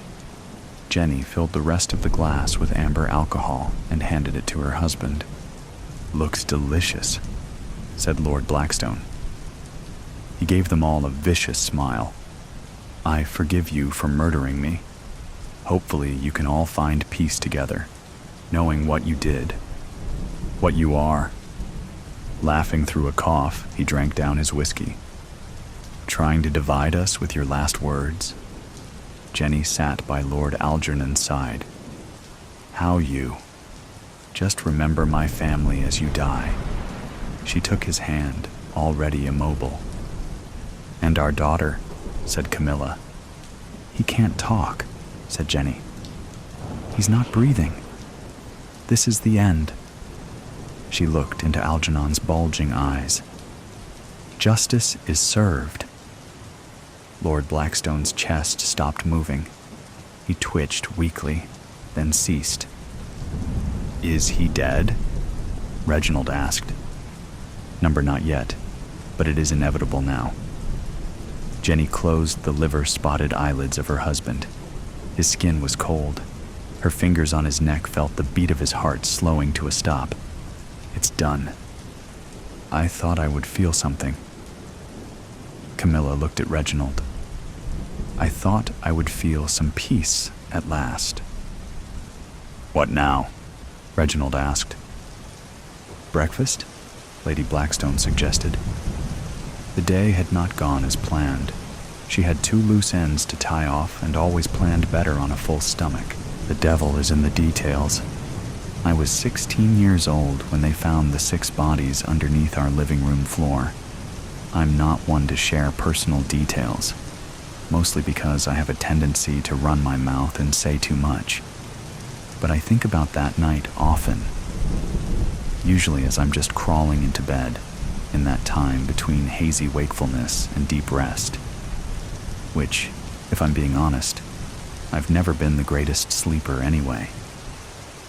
I'm at my most productive at night, and as a result, I spend a lot of time staring up at the ceiling, contemplating if it will be the night I spill all the messy details to some reporter that's trying to make it big.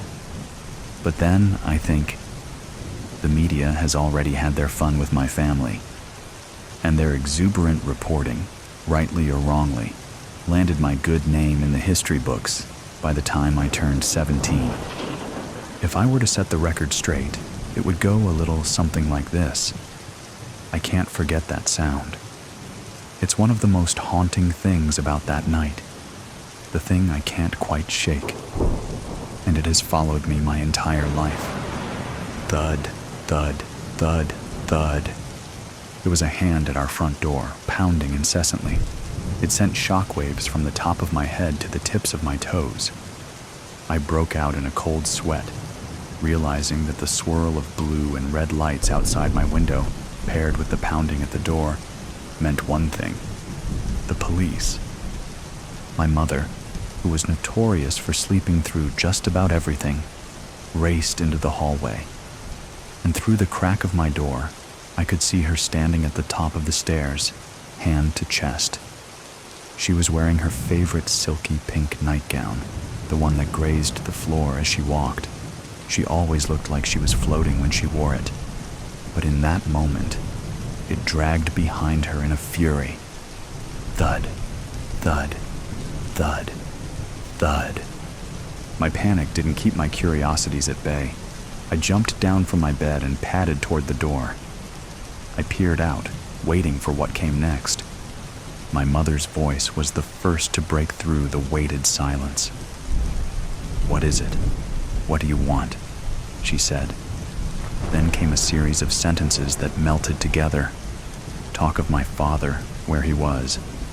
My mother questioning if he got into an accident. Then a firm voice asking who was home. My mother's distress soared another octave. She demanded they call their commanding officer so she could talk to him or her directly. I had never seen her so angry before. I peered over the banister to find the 2 officers, standing on either side of my mother, in the entryway. "You have no right," my mother yelled. One of the officers mumbled something to her. Then she called out for me and my younger brother, Rob. I didn't want to descend those stairs. When the police are involved, a bad ending always follows, and I wasn't ready for my bad ending. "It's all right," he said, lifting his palm to us and gesturing to come down to the landing. With my brother under my arm, I took that first step down and stepped right into hell. They ambushed my father when he came home, tackled him as soon as he came through the door.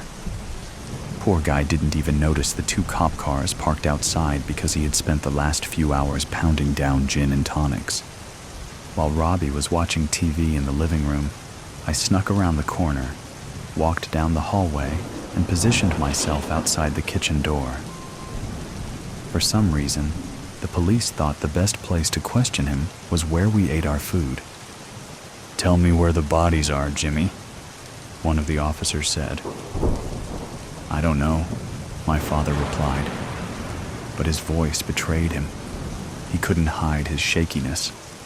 A grumble of incoherent words, then, more clearly, "Do you even have a warrant to be here?" My mother. She had watched one too many Law and Order episodes over the years. "It's a reasonable search, probable cause. said the other officer, his voice much deeper. "Don't need one when you pose an imminent threat to our community. You know me. You know my family," my father said, his voice fumbling on the word family. "For God's sake," my mother yelled. "Don't say another word, James. We need our lawyer here."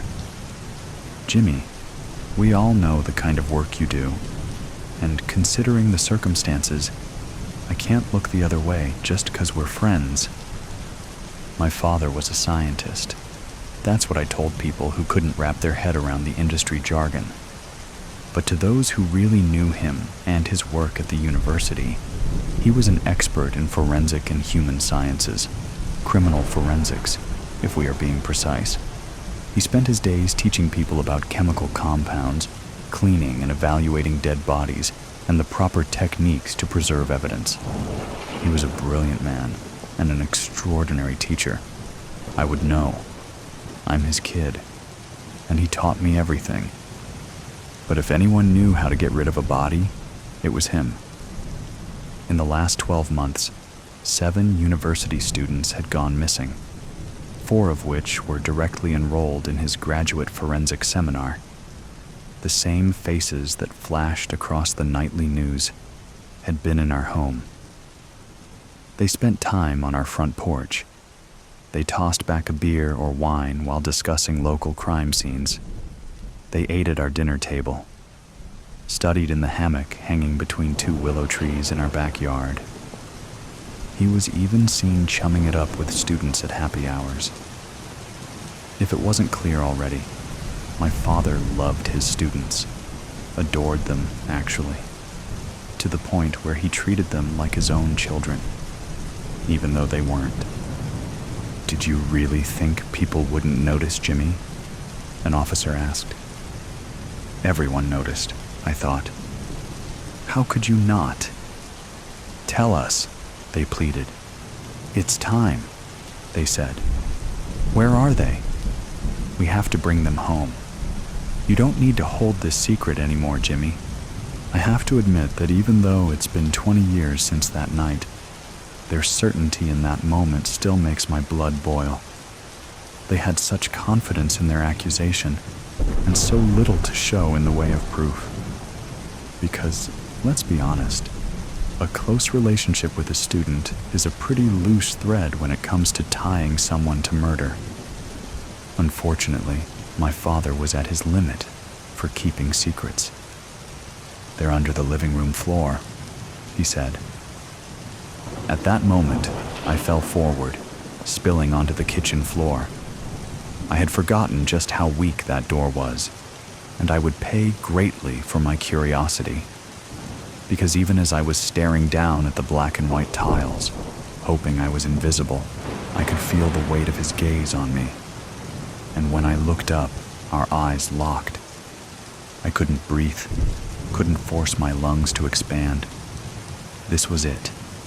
This was that moment. The ending that I knew was coming. His eyes told me the only thing I needed to know. The details of that night have been bent and twisted by the media. So many stories, so little accuracy, which is ironic considering the news is supposed to hold itself to the highest level of truth. But I suppose I should give them some grace. They're only human, and humans get things wrong. But I digress. My father never spoke another word. Not at the police station, not in the trial, and definitely not to me. My last moments with my father were spent in observation while the police pulled my childhood home apart, while they dragged 6 bodies out from the depths of our foundation. You know what's funny? The guilt in his eyes turned to shock, and it got me thinking. Did he not predict it would turn out this way? Is this not the ending he imagined? My mother leaving his side, our home being torn apart, his daughter's presence as it all went down. Was he worried about the woman I would become if he was found guilty? I had so many questions. One very important one. but I wouldn't get to ask it that night. It didn't take long for a jury to convict him. Only 3 weeks. The fingerprints, clothing fibers, and driver's licenses hiding in our basement were enough to put him in jail for life without parole. And the papers complained it was too easy, that my father was the sloppiest yet most intelligent killer our town had seen. It was as if he wanted to get caught. One journalist said he was, and I quote, "the only educated, well-versed scientist with a knack for murder and childish mistakes. He wouldn't have been able to clean up spilled milk." Let's be clear, my father was no idiot. He was not childish or impulsive. He was kind, warm, and exacting. He was present for everything in my life, showing up to every parent-teacher conference, soccer game, and choir concert.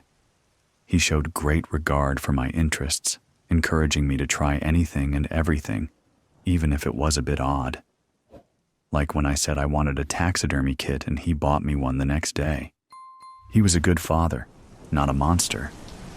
The only thing he was guilty of was spending an increasing amount of time with his students, to a point where he started missing family dinners and school events, then birthdays. But tabloids don't want to hear about the happy shit. They want the darkest parts of a family tragedy. They beg to hear about the warning signs, the late nights, how he protected the specifics of his work, holding the details of his day job like a precious piece of blown glass. They wanted to know about those nights my father caught me in his laboratory, poking around and playing with his chemicals and tools, or the panic in his eyes when he saw me playing in his sacred space, a place I was never allowed to explore on my own. Or they might have been more interested in how he hated when I spent too much time with his students, how I asked so many questions, got too close to young men that were twice my age. Certainly that detail would have popped in the tabloids, but I never gave an interview to the press. Actually, I never spoke to anyone about my childhood, or what was left of it after my mother slipped into a state of catatonic depression and my brother went to live with my uncle. Considering how fast people turned on my father and how much my life had imploded, I figured the best way to stay under the radar was to keep a tight lip. And once I turned 18, I moved to a completely different coast, changed my name, dyed my hair, curated a new life. But a new identity doesn't erase the truth. It can't kill biology or erase the girl that was. His history can't be escaped in cases like this, and my history called to me, over and over again. Even after I got married, had 2 children, and started a new job as a physician's assistant, I still thought about my other life, before I became this woman named Jennifer. After 20 years, I felt that tiny question nagging at me. One flight, and a 35-minute Uber later, I was standing just outside the jail that held the man I once called a father. All of those years without exchanging a single word. I couldn't be sure if he would even agree to see me. But then I remembered the man he was, how much he loved me and adored being a father. I willed myself to move and opened the door. I signed in at the visitor's desk and waited for the guard to come out and say that he would see me. Hours passed without a word, which chipped away at my confidence. But just as I was about to stand up and walk out, the door opened and I was ushered in. The room was small, warm from poor air circulation. It smelt of sweat and metal, with a splash of bleach and Windex. I'm sure my father hated the swirl of incompatible chemicals. I certainly couldn't stand it, but I swallowed my pride and sat in the only metal chair that was available. A few moments later, on the other side of the plexiglass wall, he sauntered in. His gaze was set on the floor, but I could make out the signs of aging on his face, no doubt from stress and time spent around mildewy walls. I leaned forward, picked up the phone. I waited for him to do the same. And when he did, he finally looked at me. So many years, so many memories between us, and one question. "So," I started, "do you want to know where I hid the seventh body? Murder at the Roadhouse Saloon." I dozed, peacefully drooling on the notes from my philosophy class, when the phone began its merciless shriek. My heart stopped. Notes, pens, and phone scattered across the floor in my shocked and befuddled response. Groggy, I rifled through the refuse until the lighted face of the phone gleamed from under the bed. Grabbing it, I cursed the caller. The ID announced, "Carol." Who the hell is Carol, and why is she calling at...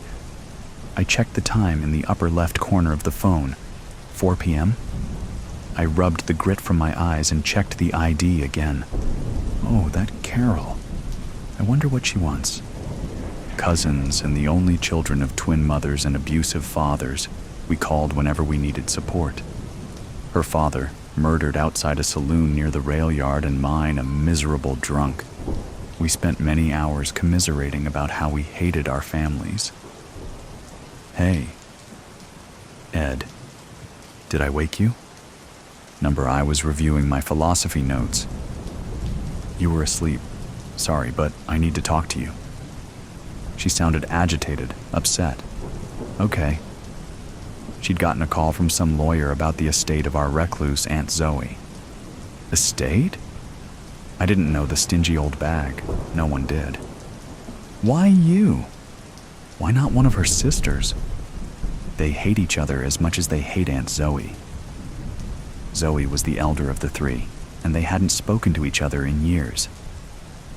The lawyer said Aunt Zoe named me as executor of her will. Wow! I drilled my left eye with the knuckle of my index finger. Did you know her? Jerk, what a stupid question. Yeah, sure, we're best friends. No. Sorry, I'm not awake yet. How can I help? Thanks. I knew I could depend on you. I chuckled. I'm all you've got. You don't know the half of it. So the lawyer told me she has a storage unit with all her belongings, and we need to sort through them. Oh God. Was she a hoarder? I can see it now, digging through mounds of useless crap, rat dung and spoiled food. Better get us some hazmat suits. Carol barked a sudden laugh. You watch too much TV. Not with the classes I'm taking. Just an overactive imagination from being sequestered in this room. Well, here's your break. Can you meet me out at the U-Haul on Tate Street Saturday, say, about 10 a.m.? That's awfully early. You can handle it. I want to get through this quickly. I'll treat you to lunch. I'll be there. Saturday, 10 a.m. I set the phone down and sat cross-legged on the bed, rubbing my eyes. Although neither of us lived at home, our weird, dysfunctional family dynamics haunted us at every turn. 3 sisters who hated each other and seldom spoke. The older sister, Zoe, a recluse, and the others are trapped in undesirable situations. My parents hated each other and should have divorced years ago, but couldn't figure out how. Carol's father dead, and the killer still unknown. Her mother was angry at everyone and everything, but unable to figure out why. We had temporary hope and happiness when we connected. Zoe, I'd never met her. I'd heard she was caustic and could squeeze a nickel until it squealed. Saturday rolled around and I overslept my alarm. After wolfing down some toast, I grabbed 2 lattes from Starbucks and parked outside the storage unit. Relieved that I didn't see her car, I slumped back in the seat. One of the building's hallway doors opened, and Carol sauntered up to the driver's window. I opened it about an inch. Oversleep? Number, I'm 5 minutes early. I got here 15 minutes ago. You're late. Cut me some slack. I got you a latte. Oh, how sweet. I wish you were my brother. Am I forgiven, even though my clock said I was early? Yeah, let's get this done. Thanks for coming. You know I meant it when I said, I'm all you've got. Yeah, I thought of that too. She sipped her latte, muttering, so strange. And they're sisters. Well, let's do this. She held up the pinky finger of her left hand as I got out of the car. Together? What? We're back in grade school. Come on, best friends, secret pact. She waved her pinky. I hooked hers with my left pinky. Always. Our secret pact, as unique as the port wine-colored birthmarks tracing the length of our joined fingers, a sign we told all our classmates that made us special with secret powers, and when joined together, unbeatable. A stupid kids game that became our trademark and kept us close. I followed Carol down a long hall of articulated doors. She stopped at one of the middle units, pulling a key from her pocket and stuck it in the padlock. It still bothers me, I mused. She held the lock but didn't turn the key. What? Why would someone you never knew make you executor of her will? She grinned. My reaction to sorting through the old bag's hoard was bad, but you should have heard Mom's. She gave the lawyer hell and hung up on him. How'd your mom react? I gave my shoulders a lift and squeezed my face with an exaggerated frown. Beats the hell out of me. If you hadn't told me, I wouldn't have known. She pinched her lips together and shook her head. Family dynamics. She must have really been pissed at our mothers. The padlock snapped open. Ah, you ready for the big reveal? Open sesame. The door rolled up. We stood there with our mouths open. You're kidding? Carol shifted to one foot, tapped the toe of the other, and curled her fists against her hips. Every exhale snapped from her lips with a soft puff. I cracked up. You certainly needed help. We stood in the doorway of the mid-sized locker, me snickering and Carol puffing, and stared at two steamer trunks standing on end in the middle of the otherwise empty unit. No hoard, no clutter, nothing but those two steamer trunks. Carol glanced at me from the corner of her eye and told me to shut up. Then she patted her hands together.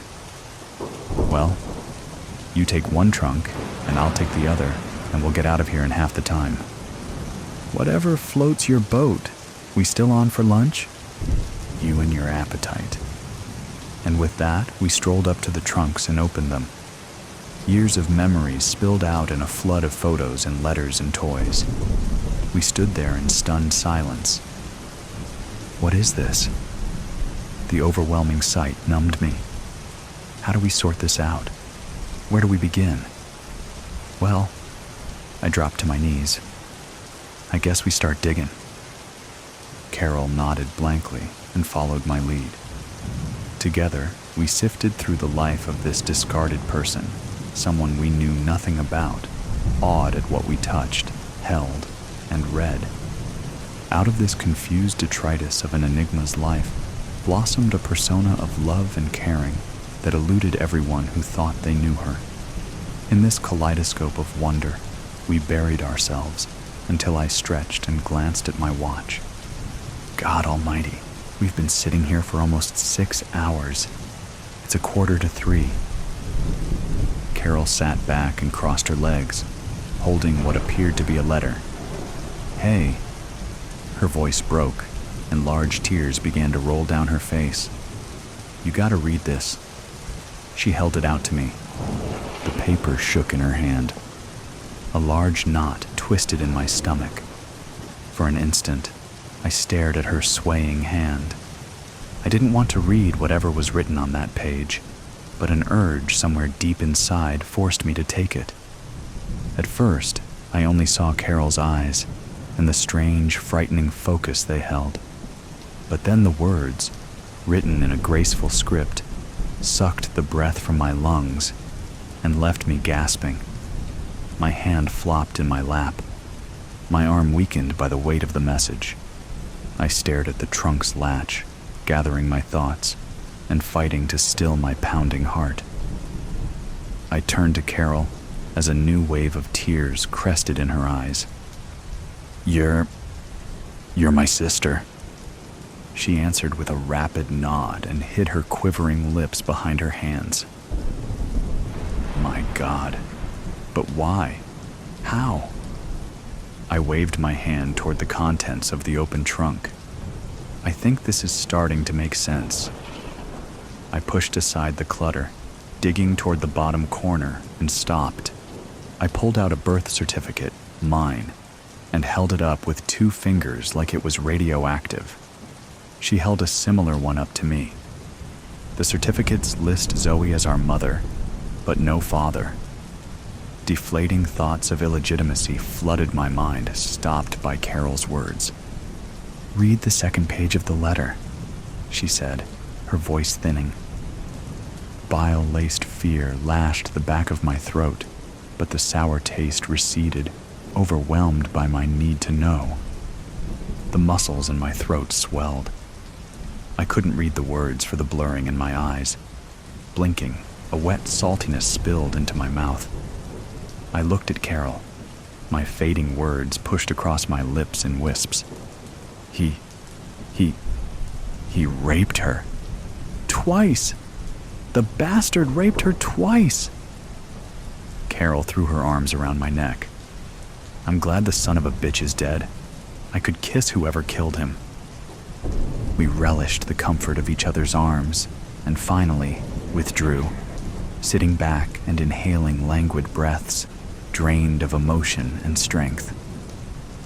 I wiped my face with my shirt sleeve and gazed at Carol. Well, I chuckled. Sis, what now?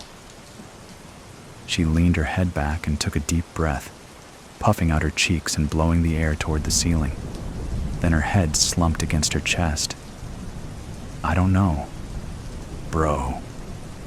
The metal walls of the unit rattled with shrieks of laughter. I slanted my head toward her. But, I mean, he was your... Sorry. I mean, our father raped our mother. Well, until now we knew him as my father. She chuckled. What a fucking shock. But, I mean, did our mothers know?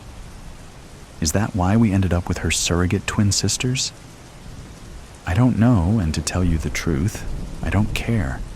I've wondered why I never felt a connection to my parents. Now I know. They aren't my parents. Shit. Here's the clincher. I pulled a photo of Zoe from the pile. She must have been around 20. I handed it to Carol. She was quite a knockout. No wonder your dad couldn't keep his hands off her. Take a look at her pinky. Carol brought the photo closer, then studied her own pinky, and then mine. Same birthmark. A dark sadness pained me, and my eyes blurred. Carol brushed a tear from my cheek. I know what you're thinking. I would have liked to have known her, too. We wrapped our arms around each other and pulled each other close like the lost brother and sister we were. I kissed her cheek. Thanks, sis. I needed that. Uh-huh. She took the letter and reread the second page. What did you make of this last paragraph? I didn't get that far. She handed it back and I read it a half-dozen times. Remove the tape from the anchor. I glanced at the trunks and the piles surrounding us. I don't know. These trunks must be 100 years old. I don't have a dot. I stopped, staring at the interior of my trunk, then Carol's. Scenes of the early 1900s decorated the interior linings. Famous destinations adorned the lining of her trunk, and famous cruise liners adorned mine. Wait a minute. I emptied my trunk and scrutinized the lining. The Titanic sat at anchor in one corner. I shined the light from my phone and a 5 or 6 inch piece of clear tape starting at the Titanic's anchor chain, gleamed. I pulled the tape, revealing a tear in the fabric behind it. As I peeled the fabric back, Carol squeezed closer, peering over my shoulder. I heard her breath stop. Beneath the fabric was a thin brown envelope and another photo. I glanced up at her. More surprises? Let's see 'em, damn it. I pulled the photo out. Carol gasped. This was taken at the Roadhouse, where my dad was murdered. I brought the photo closer and squinted at the two figures at the bar. Shit. Those two at the bar are our dads. Yeah, and by the looks, yours is about to punch mine. He really looks pissed. I flipped it over. It's dated. Carol snatched the photo from my hand and choked a soft gulp. Jesus, that's the night he was killed. I'm sure my face reflected her look of confusion. Like, is it possible? Did my dad murder yours? She tilted her head and squeezed the tip of her tongue between her lips. She must have read my mind. It's possible. But why? She murmured. I gave her a half-hearted shrug. I don't know. Jealousy? I sensed my eyes suddenly widening as the idea sunk in. Crap, were they fighting over Zoe? Did my dad have designs on her too? Only one way to find out. Ask him. Carol jumped to her feet, but I grabbed her arm before she could leave. Wait. I held up the brown envelope. We haven't opened this yet. She knelt as I tore the envelope's flap and removed 2 sheets of paper. I don't think we need to ask. I waved one in front of her nose. This is a sworn deposition. Carol took it and read it. Everything we need to know is there. How your dad raped her and threatened her, and that my dad didn't kill him. I don't understand. Why did she wait? Why didn't she go to the police? Who knows? She's gone. I rubbed the stubble on my cheek. But I have a theory. What? Revenge. You're kidding. I shook my head. A warm flood of satisfaction swept over me. Nope. He was always a suspect, and she knew he was in a miserable marriage. Hell, I was there. I saw it. Obviously, he didn't know she knew. Whatever it was she knew. But then maybe she got more satisfaction out of watching him wallow in his own personal hell, drinking his life away, broke, living with a woman who hated him. I know Mom wouldn't leave him because she wanted him to be miserable. Maybe she knew too.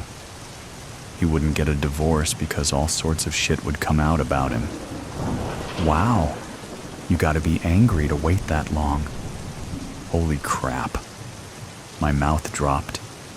What? I held up the second sheet. This is her will. Carol sat up. Did you know she was married? She shook her head. 35 years.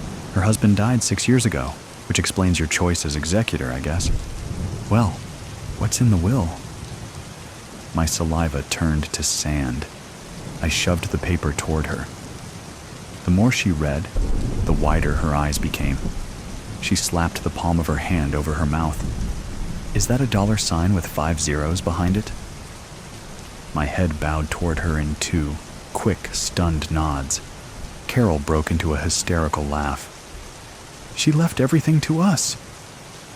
Where did she get it? Who cares? If that ain't revenge. I turned a sober look her way. What now? It took her a long moment to contain her laughter. Then it sank in. Get a lawyer? That's a good start. I clasped my hands around hers. We've learned a lot today. Good things about you and me. I just hope her will, what she gave us, won't come between us. She smiled. Never. Let's talk options with the lawyer and... She surveilled the residue of Zoe's secret life. Come back and clean this up later. I don't think I can handle any more revelations. No truer words were spoken. How about pizza and a pitcher of beer? I'm ready. She pulled the padlock key from her pocket. I'll lock up and meet you outside. Oh. I stopped and picked up a small envelope and handed it to her. This was clipped to the back of the will. It's addressed to you. Me? She turned it over in her hand. Take your time. I'll wait outside. Carol rolled the door closed and locked the padlock. She put the key in her pocket, opened the envelope, and removed a photo. Her breath hung in her throat. She dropped it like it burned her fingers and stumbled toward the exit, but then turned, ran back, and snatched it from the floor. She stared at it, mumbling, "That's me, at the Roadhouse." She shot quick glances up and down the hallway and collapsed against the wall, rubbing the back of her hand across her lips. Closing her eyes for a moment, she rolled her head from side to side and then read the notations on the back of the photo.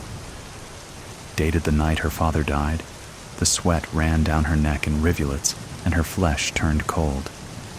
Below the date, 8 words, penned in Zoe's graceful script, closed the door to her enigmatic life. I know you killed him. He deserved it, not in it for the money. I was a hacker for almost as long as I can remember. Even as a kid, I lived to mess around with computers, programming, writing and cracking codes, and surfing to the darkest edges of the internet. What I couldn't learn from manuals, chat rooms, message boards, or friends I pretty much just figured out on my own. So early on I knew that hacking would make me way more money than flipping burgers at Mickey D's, earning a college diploma, or even scoring a high-paying job on Wall Street, and with a lot less of the mess and stress that usually accompanies your average 9-to-5 gig. But it was never about money, and things have changed since then, which was why I'd retired. For obvious reasons, I can't tell you my name. And after you read this, you won't be able to trace it back to my IP address it was sent from, since I've developed and used a multi-level super encryption masking and scrubbing device to send this screed. So, why am I taking the risk of getting back into the game, stepping out of the shadows and into the grid by divulging this secret to the New York Times? Because of the way they've ruined it for all of us. I've had enough and just can't stomach it anymore. Who are they, you ask? In 2 words, today's hackers. These hackers today. They've no respect and are almost always in it only for the money. When I was in the hacking game, it was all about changing the world and making a difference. Sure, every now and then we'd line our own pockets a bit, with enough to cover expenses and then some. But for me, unlike them, it wasn't about the money. Maybe it's just the lone wolf versus mob mentality. Today's hackers are not only creating chaos, but they make no distinction of who it is directed toward. For them, there are no good or bad guys, only easy pickings. And because they do that, it reflects poorly upon our past and present hacker communities as a whole. It's their ransomware attacks that really piss off most of us legit hackers. Nowadays, the bigger their haul, the more likely these greed-fueled Robin Hoodish banditos will invest it in specialization and franchising.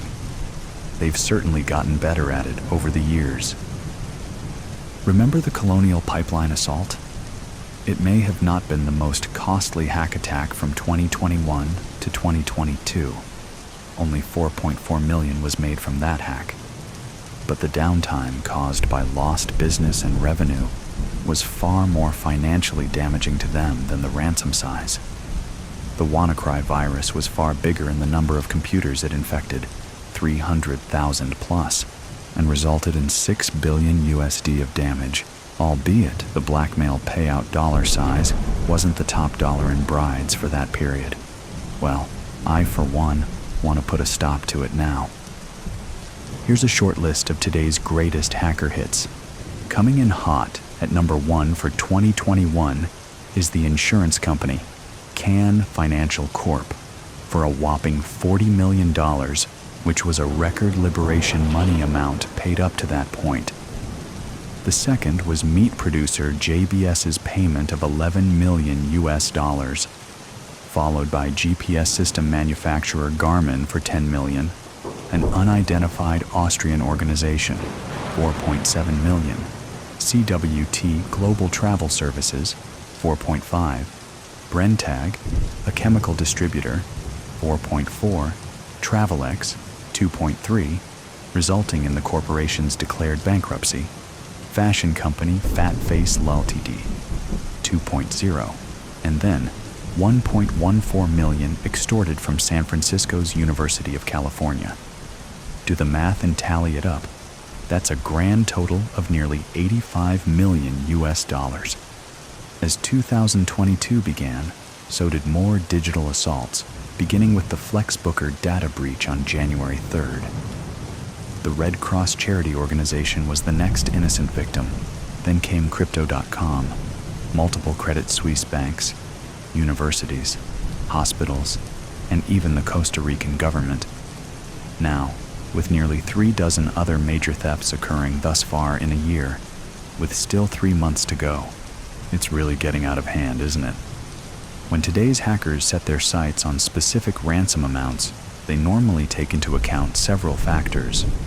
1. The size of the infected network. 2.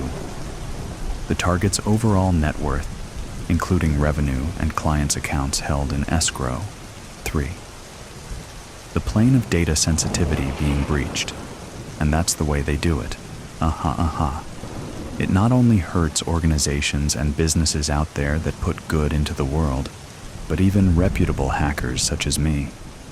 Therefore, this really has to stop, and there's only one way to paralyze today's hackers dead in their tracks, to halt them from fermenting further mischief. So, what's a respectable hacker of yesteryear ever to do these days? Basically, the way I'd decided to deal with it is not stooping to their level. That was up until the day when I had this idea. We, the good guy hackers of yesterday, need to band together and go after all the bad guy hackers of today to fight fire with fire. In other words, globally, the good must unite with one another to go after these nefarious computer criminals to hit them where it'll hurt the most. We hack the bad guys. I've been developing a unique virus that'll infect their devices and which would A, identify offenders so the rest of the world could detect them and out these blackmailers, B, temporarily lock down their software until the threat's resolved, and C, permanently disable and damage beyond repair any hardware used by chronic repeat offenders to stop them and wipe out their access to easy cash flow. With every day that's passed, I got closer to my goal, to halt and hurt today's malicious hackers. And now, I feel I may have cracked that code to allow me access via a back door in all computers that'll leave those greedy bastards defenseless. I'm almost there. And come tomorrow, my friends, sweet revenge. Like Arnold Schwarzenegger in The Terminator, I'm back. Just ask for mercy. It's a tricky section of the garden, shaded and north-facing, but the foliage thrives under my watchful eye. I ensure it grows lush and verdant, and only I can coax it from sulking in this hot, dry weather. I'm pleased to see the blue-green tones of Siboldiana flourishing beside the golden variegated undulate's leaves. I'm outraged by the pockmarked damage I've discovered, and search for the culprit amongst the ovate leaves. There, a snail clings to the underside of a leaf, sucked close in a non-consensual and greedy kiss. I prise it off, and the shell implodes in my pincer grip, crushed mush oozing between my fingertips. I discard the muck onto the soil with disdain, satisfied that feeder has now become food. A gardener must be brutal, constantly battling soft-bodied grubs, mandible-fanged pests, plagues of aphids and creeping insidious blight, all in order to protect the precious shoots and trembling new leaves. She must also have a hard, calculating heart to destroy what was previously nurtured, cutting back and curbing life when the time comes, sacrificing what was once so carefully created. I, the gardener, am like God. Through me, nature flows, giving vigor to the strong and enabling the weak and damaged to pass. Inside the house, the landline telephone clamors, taking 7 rings for Mrs. Nolan to stir from her armchair, doze and mobilize her arthritic joints to answer it. Crouched here beneath the open kitchen window, I am perfectly placed to eavesdrop what she says. "Hello, this is Miriam." "Oh, I'm as well as can be expected. And you?" "Yes, a very hot spell. The garden's very thirsty." "Oh, really? You're too kind. Honestly, it's too much." "It's an absolute honor. I can't quite take it all in. Trevor would have been so pleased, so very, very pleased." "Thank you ever so much. It's all such a surprise." "I certainly will, and you too. Cheerio." The telephone pings as it's replaced in its cradle, and I sense Mrs. Nolan shuffling along to the back door to find me. I muse over the emotional wobble I overheard in her voice. She's been prone to tears since Mr. Nolan's unfortunate accident, and numerous well-meaning villagers have phoned to offer comfort, but this call was a curious one, and I'm keen to be enlightened. "Mercy, are you there?" "Right over here, Mrs. Nolan." I sound as sweet as maple syrup. Mrs. Nolan emerges from the side of the house, blinking in the bright sunshine, taking a moment to locate me by the shadowy border. "I've had the most remarkable news, Mercy.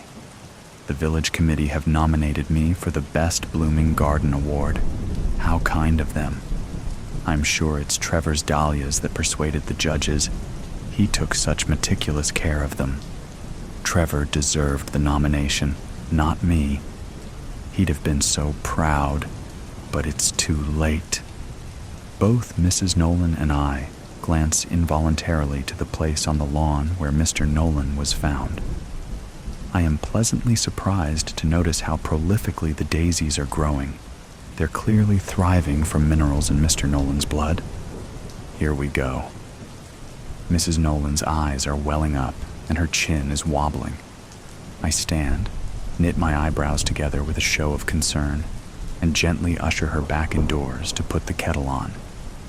That's when I know there is no hope left for Mrs. Nolan.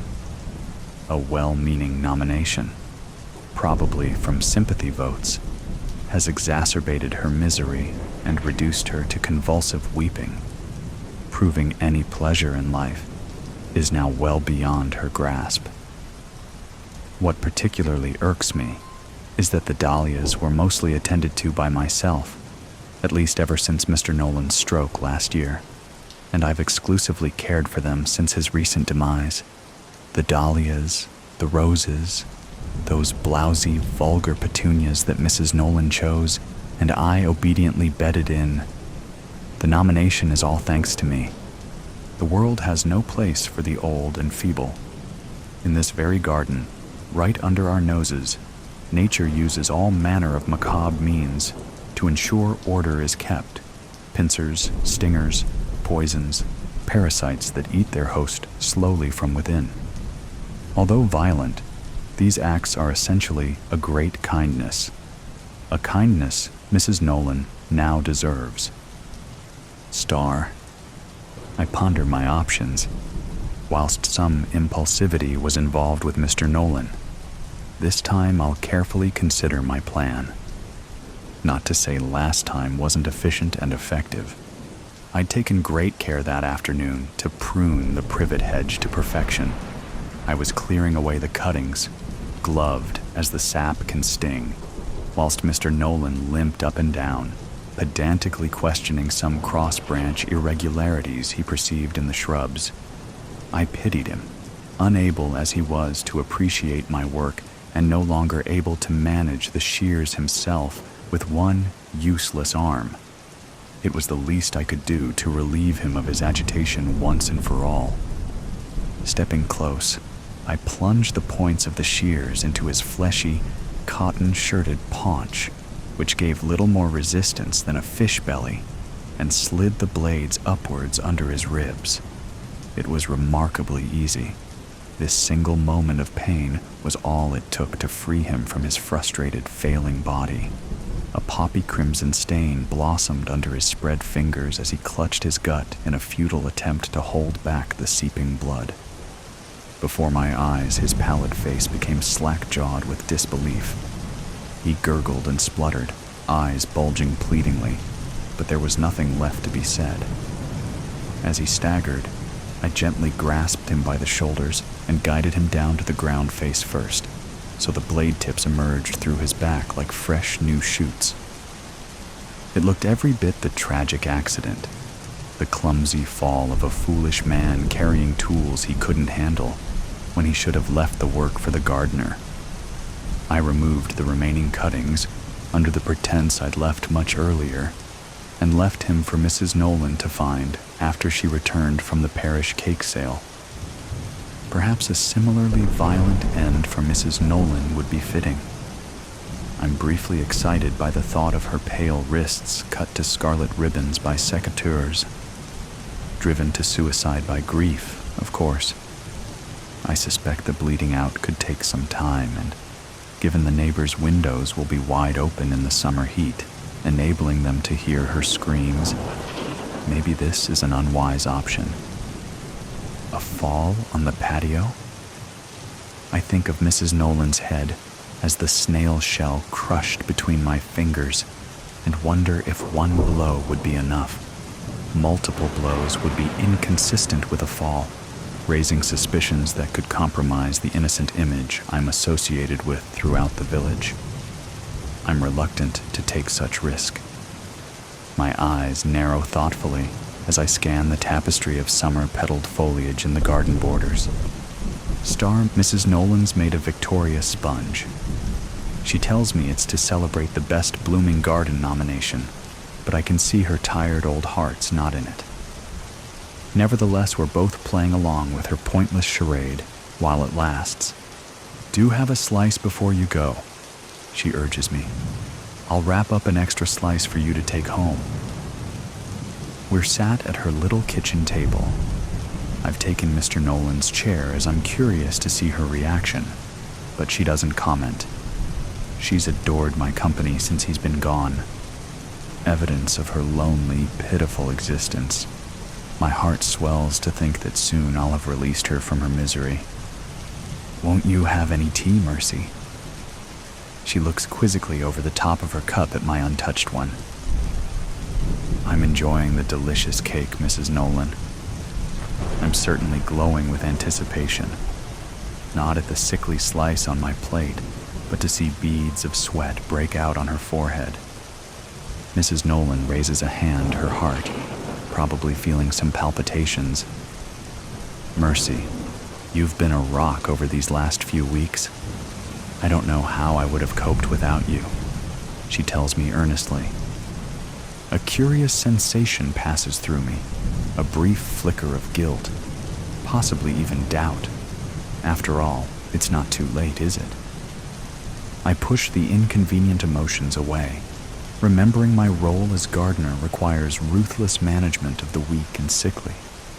And I wait. It's all happening fast now. Panic creeps into Mrs. Nolan's face as her heart begins to gallop like wild horses. She gasps, reaches out a hand towards me, but knocks my plate of cake onto the floor. Both smash into pieces on the tiles.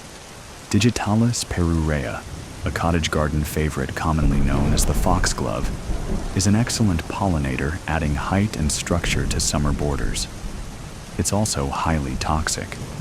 The foxgloves I propagated have been glorious this year, in my opinion, outshining the dahlias by far. From the unripe green seeds, I've ground a paste and steeped it in the tea that Mrs. Nolan's poured from the pot. Her cup stands empty on the table, white and fluted like the trumpet of a foxglove flower. I watch closely and am certain Mrs. Nolan experiences minimal pain as her racing heart outruns itself, my face disappearing from her view as her vision blurs and darkens. At her age, no one will suspect a thing. Star. The village shop door tinkles as I enter, and I wait patiently while Janet serves a child buying sweets from one of the large jars on the shelf. I smile indulgently at the youngster who glances uneasily at me and takes a wary, wide sidestep around me as he leaves. So strange that children often sense their vulnerability better than their adult counterparts. Mercy, how are you bearing up? Janet is the picture of kind concern. Such a blow to hear about Miriam. I heard you were there when she took poorly. It was terrible, I murmur, eyes downcast. She'd never truly recovered from finding Mr. Nolan in such a state. It was the shock, wasn't it? And a broken heart. Maybe it's all for the best. Janet shudders before her bright demeanor returns. What can I help you with? Could I pop a note in the window, please? To let people know I'm available for work. With Janet's permission, I take out from my bag the card I've carefully written my number on and slide it into one of the plastic sleeves hanging in the shop window. It's placed alongside local business cards and adverts for piano tuition and babysitting. In my neat, orderly cursive, I've written my number and a friendly message. I'm confident there will be a good response, especially as the Best Blooming Garden Award is still up for grabs. Does your garden need some love and care? Call now for experienced help. Just ask for mercy, sins and sinners. Secrets carry weight, like lead. Iris inhaled the pleasant air, which was ripe with the dewy petrichor of the post-rain evening. A cool breeze ruffled the leaves of nearby lofty mango trees, all of which were well endowed with succulent yellow mangoes. The sky was shades of pretty pink and purple pastels, making her way down the narrow path between the tall trees. She recollected her memories with Dante, Isabel, Rhett, and Jax, running along the shore, pushing each other in the sea, and dreaming about sailing the world one day. They would stand and watch the sea crash onto the shore for hours, and it'd still never be enough. She remembered standing on the cliff with her friends and taking in the salty sea breeze. When the sun would set, the vast body of water would reflect the warm colors of the endless sky, and there hadn't ever been a more beautiful sight. She'd gaze at it for hours, fantasizing about unending aspirations and dreams. Iris traced the carvings on the trees she used to very much enjoy making, with scraps of metal and pieces of wood she mysteriously found every day. She suspected it was Jax, always doing these little things for her that could brighten her day. He could rarely say no to her, which led to them being part of quite questionable activities. She'd once said that she wanted to visit the yearly carnival on her birthday, and the next day she found the gleaming golden entry tickets of the carnival on her bed. She didn't really question where he got the tickets from, since they cost a lot, and he wasn't from a rich family. But she did remember him mentioning a friend who owed him a favor. Isabella and Rhett had been so jealous that day. Iris giggled, recalling the look on their faces as she ventured further on the narrow path between the tall trees. The pastel-colored sky started to fade away into the dark shadows, from dusty lilac to indigo, and from indigo to inky black. A cool breeze blew, ruffling the leaves of the nearby mango trees, which were swaying to the notes of the wind. Iris shuddered, feeling the wind on the bare skin of her arms. She had half a mind to spend the whole night there, but even she knew it wasn't the best decision to invite the dangers lurking in the dark. Too lost in her thoughts, she didn't notice where she was keeping her foot. Instead of stepping on the hard rocks and stones, she stepped on the muddy soil. Her eyes went wide as she tried to grab a stray branch in hopes of regaining her balance. But down went she, and the stray branch, with a thud. Dear Lord, things just can't go right for too long, is it? Iris internally screamed. Holding on to the bark of a nearby tree, she got back up on her feet with much difficulty and brushed off the dirt from her limbs.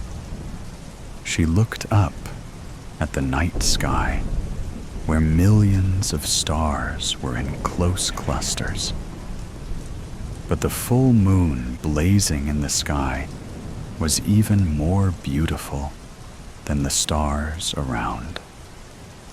She smiled as she thought of the days she and her friends used to gaze at the moon together and talk about a fictional world that was everyone's personal paradise. Sadly, growing up had burst her bubble of believing that she could ever live in a place where the sky met the seas. With a sigh, she looked at the rich brown soil, padding around to look for her phone. Walking around in the mud, leaving her footprints behind, she heard a satisfying crunch. A shiver ran down her spine, and she visibly shuddered. Believing that the sound was of her own footstep, Iris took a step backward and crouched down. She started digging around in that area, throwing away the twigs, leaves, and lumps of soil she came across till she felt something papery. Scrunching her brows, she pulled up the small piece of paper from the ground and held it in her hands.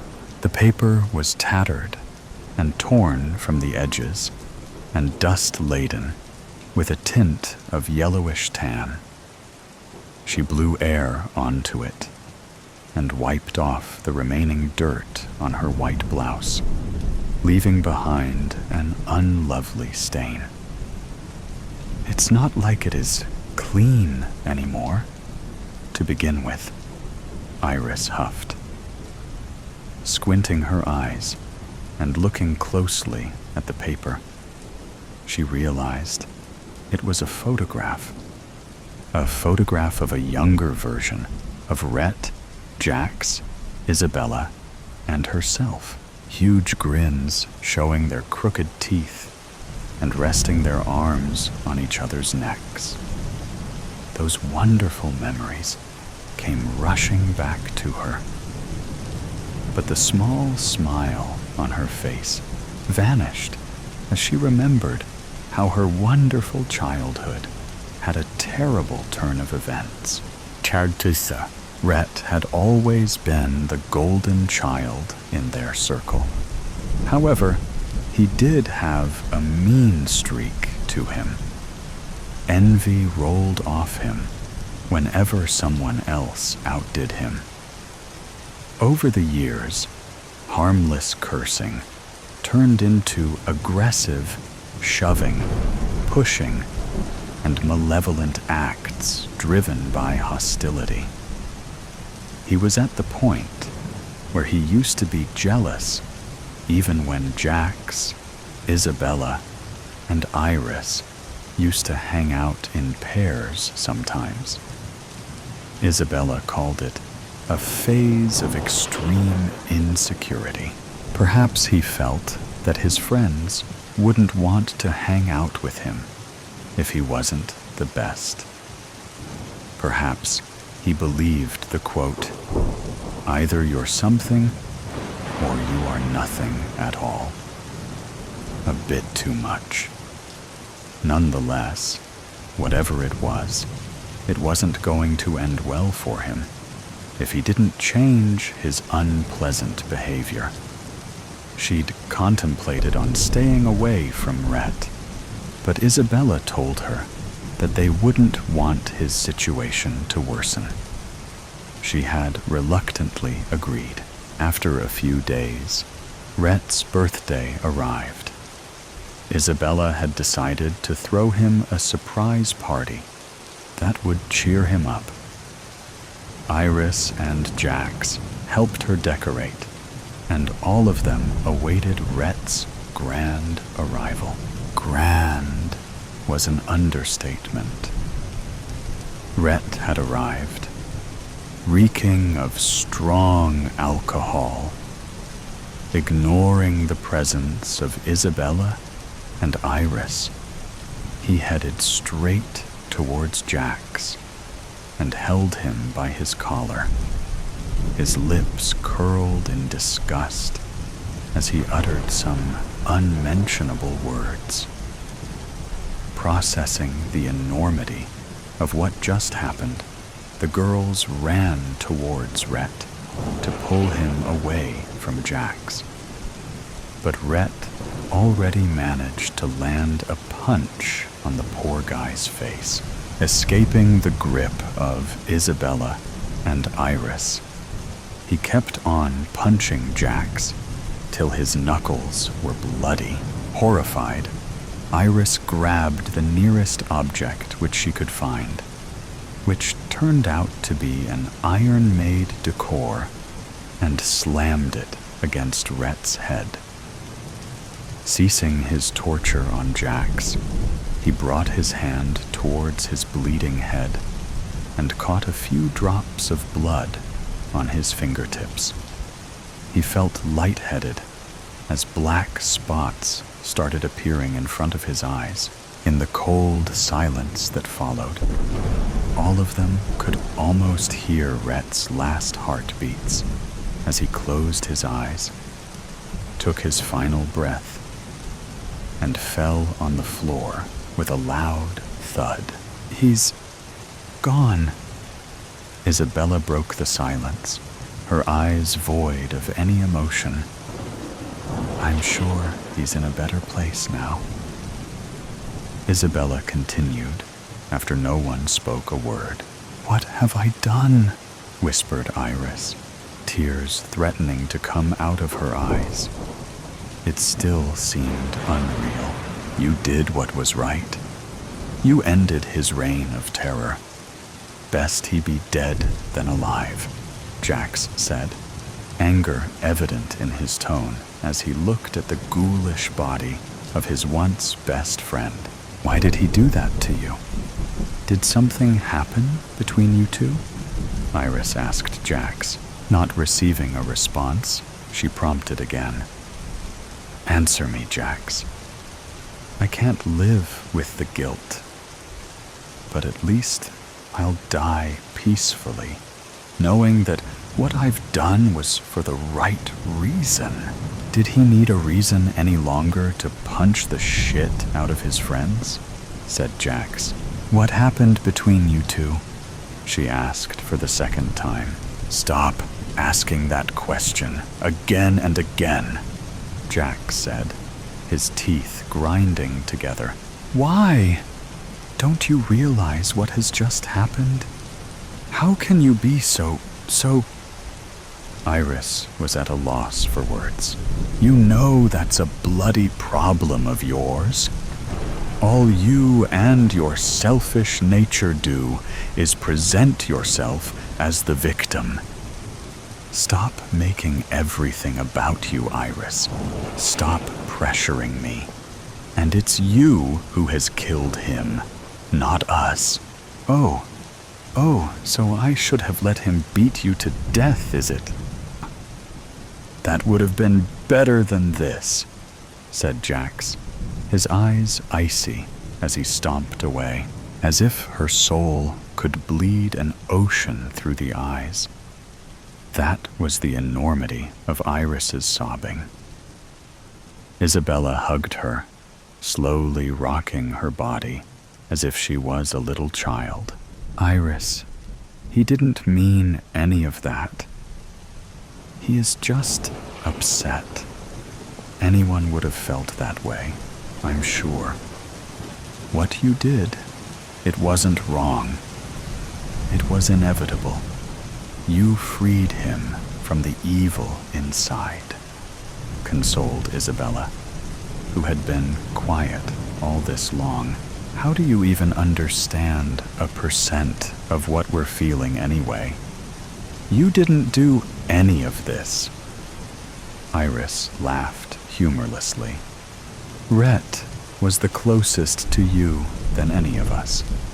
Didn't you consider him your friend? Don't you feel the least sad about it? You don't seem to be grieving at all. Just because I don't express it does not mean I don't feel it. And Rhett was as much of a friend to me as he was to the rest of us. Would you rather he attain peace through death, or rather he continue inflicting violence and chaos on us? Iris didn't say anything afterward. The weight of the guilt was heavy. Despair was a crushing force on her chest, constricting her breath and coloring the world around her. Black as she too was slowly engulfed by the darkness. Chantraya.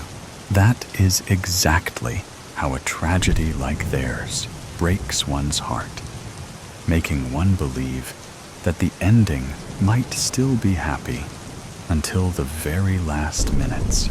Iris flipped the photograph, returning to the present day, and read the words she had written a long time ago. Which of us could say we were more sinned against than sinning? The prankster, Lennox, was the golden child to a set of loving mother and father who believed her to be the most auspicious thing that ever happened to them. They never reprimanded her for her childish pursuits, let alone denied her anything she ever wanted. An army of helpers were always at her beck and call. She pulled immature pranks and toyed with them to her heart's content. Her impishness was further encouraged by her parents, who laughed it off her as a sign of childishness and immaturity. Asher, Freddie, and Sarah were all Lennox's best friends. They belonged to well-off families and were as unruly as Lennox. They were all indifferent to the pain their actions might cause to the person at the receiving end. A boy named Austin was the current target of Lennox and her gang. Austin lived in the servant quarters along with his father, who was a driver at Lennox's house. He was a nerdy and ambitious kid who wanted to support his father when he grew up. Lennox often instigated him to join her gang, but he politely refused because he was aware of the activities they indulged in. This made Lennox despise him, and she decided to hit him where it hurts. She stole the extra key of the servant quarters from her mother's bedside drawer and located the books she often saw Austin reading passionately. She set all of the book on flames, which left poor Austin crying bitterly. This was just one incident of the many that followed, once Lennox's parents shrugged it off as a mistake. With the passage of time, Lennox became more obstreperous and even started talking back to her teachers when they rebuked her for her rebelliousness. Her partners in crime always did as she said and supported her in her petty pursuits. One day, Lennox was playing catch with her friends. One of her friends dared her to throw the ball as high up in the sky as the overhead rooftop of the adjoining house. Lennox, being the competitive girl she was, immediately accepted the challenge and flung the ball with all her might. But the wall hit the glass casement of the house, resulting it to crash into pieces. Lennox had failed to complete the dare. She headed towards the house to collect the ball, fuming with anger. She rang the doorbell. It was answered by an elderly woman whose gray hair was neatly tied in a bun. She was wearing a thick-rimmed black frame containing bifocals. She gave Lennox a sneering look and remarked angrily, "You broke my window, you insolent little brat. You will never get that ball. Get out of here. Shoo!" She shut the door with a loud thud that made Lennox flinch. Lennox returned to her house with her cheeks turned crimson red with anger and embarrassment. Her friends, who bore witness to the whole scene, were snickering at her, adding insult to the injury. "I'll make the old hag eat her own words and beg for forgiveness." She vowed to exact vengeance on the poor old woman who was her next target. The next morning, Lennox and her gang hatched a devious plan that would extinguish the fire of revenge ignited inside Lennox's heart. They dug up some information on the old woman and found out that she lived alone in that big house. They had decided to make a fool out of the poor old woman by making her come to a realization that her house is haunted. They made their way towards the old woman's house in order to execute their seemingly flawless plan. Everyone hid behind the car, parked right outside the house. According to the plan, Asher ran towards the house and rang the doorbell as many times as he possibly could, and Quickie joined his friends, who were hiding behind the car. A few minutes later, the old woman poked her head out of the gate and muttered something under her breath when she didn't find anyone standing on the other side of the door. She shut the door with all her might, which made a loud, banging sound. Lennox felt amused at her frustration. This process was repeated thrice till the old woman was heaving tiresome breaths and sat on the pavement outside the house with beads of sweat forming on her forehead. She bent down and struggled to pick up her staff, which showed clear signs of exhaustion. A few moments after she went back into the house, Lennox declared that she would bang on the door this time instead of ringing the doorbell. She headed towards the gate and started banging on the door with all her might. A few moments later, she heard a loud thud and the sound of a piece of wood falling on the ground. Curious to find out what had happened, she looked through the peephole of the gate and gasped as soon as she saw the old woman lying flat on the ground, along with her staff that had a significant tear in it as a result of impact with the ground. Lennox immediately rushed towards her house and narrated the whole incident to her mother in one breath. Her mother was shocked. "I am very disappointed in you, Lennox. I have always ignored your childish pranks because I thought you will eventually learn on your own that it is not okay to hurt people just for a few laughs." Her mother reprimanded her while calling the nearest hospital for an ambulance. The old woman was rushed to the emergency room. The doctors revealed that she had minor heart attack as a result of a strenuous activity. Lennox came to the hospital every single day to see the old woman, but she didn't have the guts to meet her.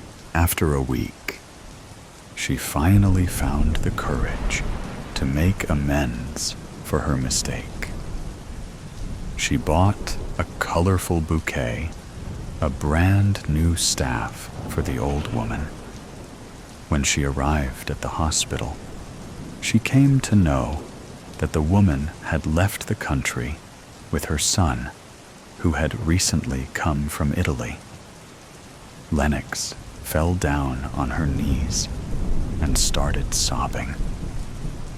At that moment, she vowed to never pull pranks on anyone. She returned home and apologized to Austin and all the other people she had wronged throughout her life. Moral: in an attempt to satiate our ego, we often end up hurting people beyond repair. The chance of a half-dead man and Dr. Jane White sound filled the living room as Jane struggled to find her TV remote. Soft pillows scattered all over the carpet, leaving a minimal space for Jane to stomp around angrily. She never liked the white sound. Haunting as it is, Jane tried to calm herself and collect memories of where she placed her TV remote. Her hand slips into the crease and the fold of her sofa, grasping at the empty space in between. Jane moved her hand slowly to the corner of her sofa, and her hand finally hit something. She grabbed the object and surprised when she saw it was her remote, aging with the dust that have reside inside her sofa. Relief welcomed her as she turned the TV off, something heavy still tugging at her mind. If she hadn't been working so late, she might not miss her favorite show again this week.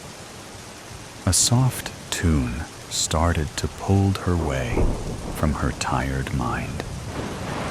Jane rised to find her phone. Ugh, again? Why do I keep forgetting my things? Her lovely mother would be laughing at her for such silly behavior a doctor can have. Jane suddenly misses her. It's been 5 years since her mother passed away. Yet her laughter and smile still here with Jane. She hopes it will never fade away. Jane lifted her foot carefully to walk between the messy pillows, focusing herself on the tunes from her phone. One missed call had waited for her before another call struck. Jane was shocked that her cousin was the caller, for it was highly unusual of Charles to call late at night. Wave of panic came knocking before Jane braced herself to pick up the call. "Hello, Jane?" Charles's voice was shaky. Panic surged through Jane completely. "Charles, are you okay?" Jane started to walk away from her living room. I need help, Jane. Can you come to my house right now and bring your medical bag? Please, Jane." A lightning strike her heart, and Jane ran to her room upstairs. "I'll be there. Don't worry, Charles. You're going to be okay." She hated to ask questions, especially the ones she knew she won't like the answer. Charles have a dire reason why to call Jane that night. They were close when they were kids. Their memories of childhood are blended together. Not a single memory without each other. Jane was driving at a high speed because the stream in her head won't stop worrying about Charles. She had tried to blur it out, just like every bloody wound she had to stitch, and every smile she had to put at the end of it all. She won't be okay at the end of the road for this, but being a doctor and a friend for Jane means more than her mental state. What become of it is that Jane can only feel the cold wind of the night. No more warmth. Every time she looked at the mirror, all she can think about is how dark her eyes are and what people might think happened to her when they saw it. Jane slowed down her car as she drives towards the house gate. For a businessman, Charles was very successful. Family and friends never knew what he was selling or buying to be this rich, almost drowning in his own gold, really.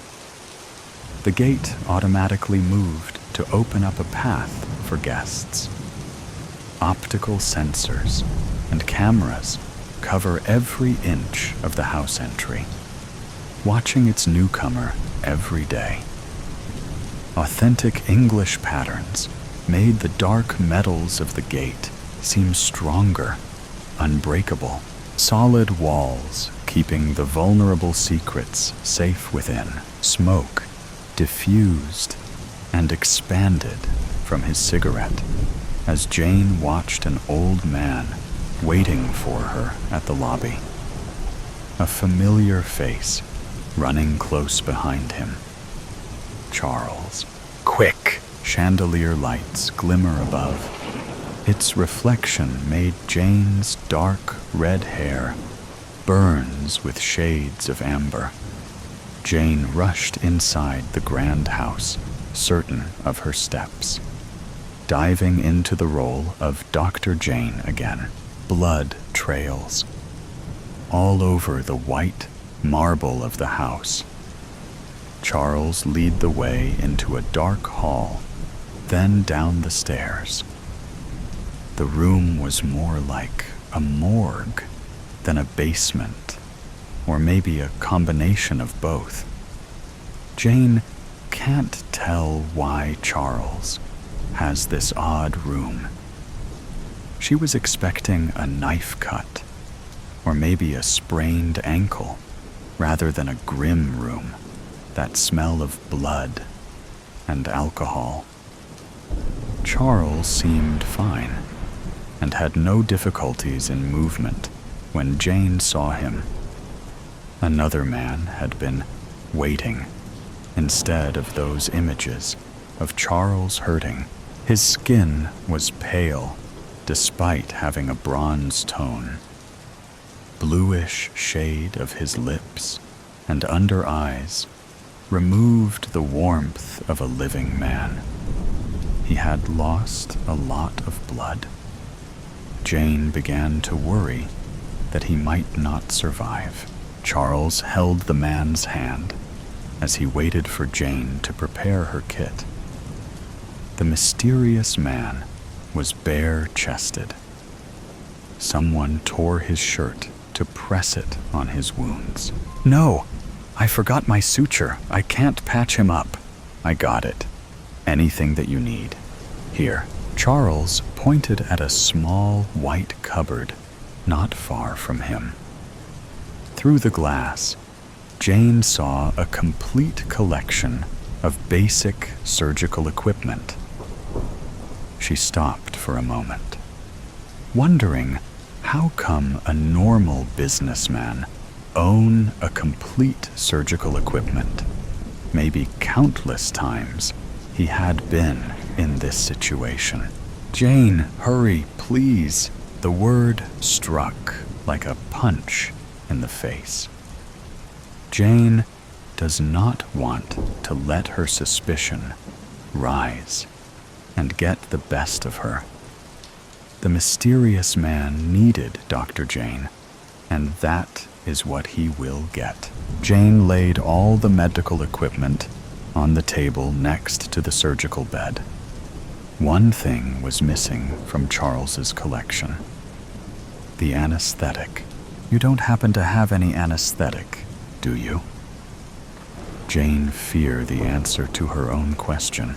His ocean eyes moved from left to right in distress, trying to figure something out, debating a will within himself. A simple headshake is what he gave in the end. Jane tried to collect herself and keep a steady state, both for herself and Charles. She hates to see someone hurt, and she hates to be the one doing the hurting. There's no one in the room but the three of them. That gave Jane an unexpected relief. Slowly, and one by one, she overcome the surgery. Aseptic conditions before reaching for the gloves and mask. Deep breaths before examining the wound. A small pause before sanitizing it with iodine. The brown liquid trickled down from each sides of the wound. His right shoulder was the first one she cleaned, then the one above the abdomen, a little to the left, almost to the heart. Whoever struck this man have planned the attack, explicitly to weaken this man before struck his heart. Jane examined the red line on his shoulder. It was clean. Very sharp object. Not too wide, not too deep. The angle of it looked like there was a struggle before the object wounded his skin. A gash under his eyes said the same thing, but the object seems to be blunt. Bruises accompanied his jaw and cheekbones. As the time passed by, Jane worried that his features will match his bruises. If she can be fast enough, maybe this man will live. Jane started to understand the rhythm of Charles's breathing. He was so still when Jane punctured the first needle to stitch the man's right shoulder. Then Charles started to ease up when she moved to the next wound, closing each bloody gap, step by step. All the hours spent at the hospital always meant something to her. It is not only to fix physically, but also mentally. People got attached to so many things in their life. Countless things. They can't properly heal until there is nothing left but the old traces of scar.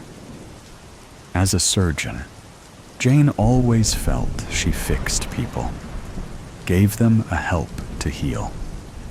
Fixing and giving, that is all there ever was. Helping people to find their strength again, grow from their experience. She was there when a mother cried for her dead son, taken too soon after 5 years of battling leukemia. She was there when a single father decided to permit donation of his son's organs. The son died of car crash. She had failed to save their child, but she was there to help them heal too. She told them of how their child fight for them, thinking of their family at their last moments. There are times when Jane gave a mother her newborn conjoined twins, separated by surgery, but all well and healthy.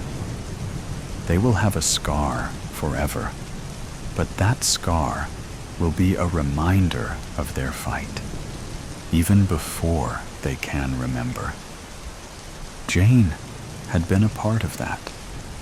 She was more than glad to be a part of that. Mother always told her to help people.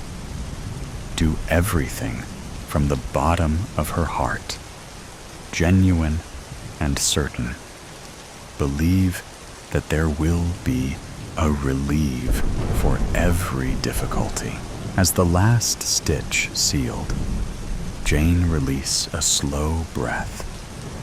She placed clean pieces of bandage over the man's wound. Though not as pale as he once was, the man was laying still and unconscious on the table. He might wake soon after this. Make sure he's hydrated. No alcohol. Charles nodded, his eyes distant. He's holding his breath, waiting for the moment when the mysterious man finally opened his eyes. Charles looks almost drowning in fear. Something glinted in his eyes, something Jane never seen before. One question: what happened? Jane hated the question. It would be easier for her if Charles just spill everything. They both know it won't happen. Jane took her gloves and mask off, avoiding Charles's eyes. Still, she wanted to hear everything in its full truth. You know I can't. You don't want to get involved more than you already are. His eyebrows creased. Anger and regret rise up in him at the same time, waiting for Charles to open the door and release them. For so many reasons, he deserves to feel that way tonight. Okay, it's obvious, Charles. Her eyes darted to him. Jane realized tears had gathered in his eyes and slowly spilling out. What do you mean? Charles ran a hand through his hair. Memories, uninvited, flashing in his brain. If you're going to play game of secrets, so be it. There is a long and dangerous story behind this. Jane, sure of it. It is not her place to push Charles. A shallow understanding came for her, like leeches. Heavy for now, but light for later, she thought. He got some deep wounds. He barely makes it. At least If you care about him, you'll need me again. What had the help meant? What was the urging reason for a woman to save a mysterious, half-dead man in the middle of the night? Something in her awaken. A warrior ready to take everything by the tip of her spear. Jane saved a man. She will give him medications. Help him gain his health again. A chance to build again. Jane fear the chance will take chances. Can it be real? Had she just saved a criminal's life? What does the fixing and giving means now? Stream of thoughts had preceded her kind intentions. Leaving the cold and soundless room behind her, Jane walked away.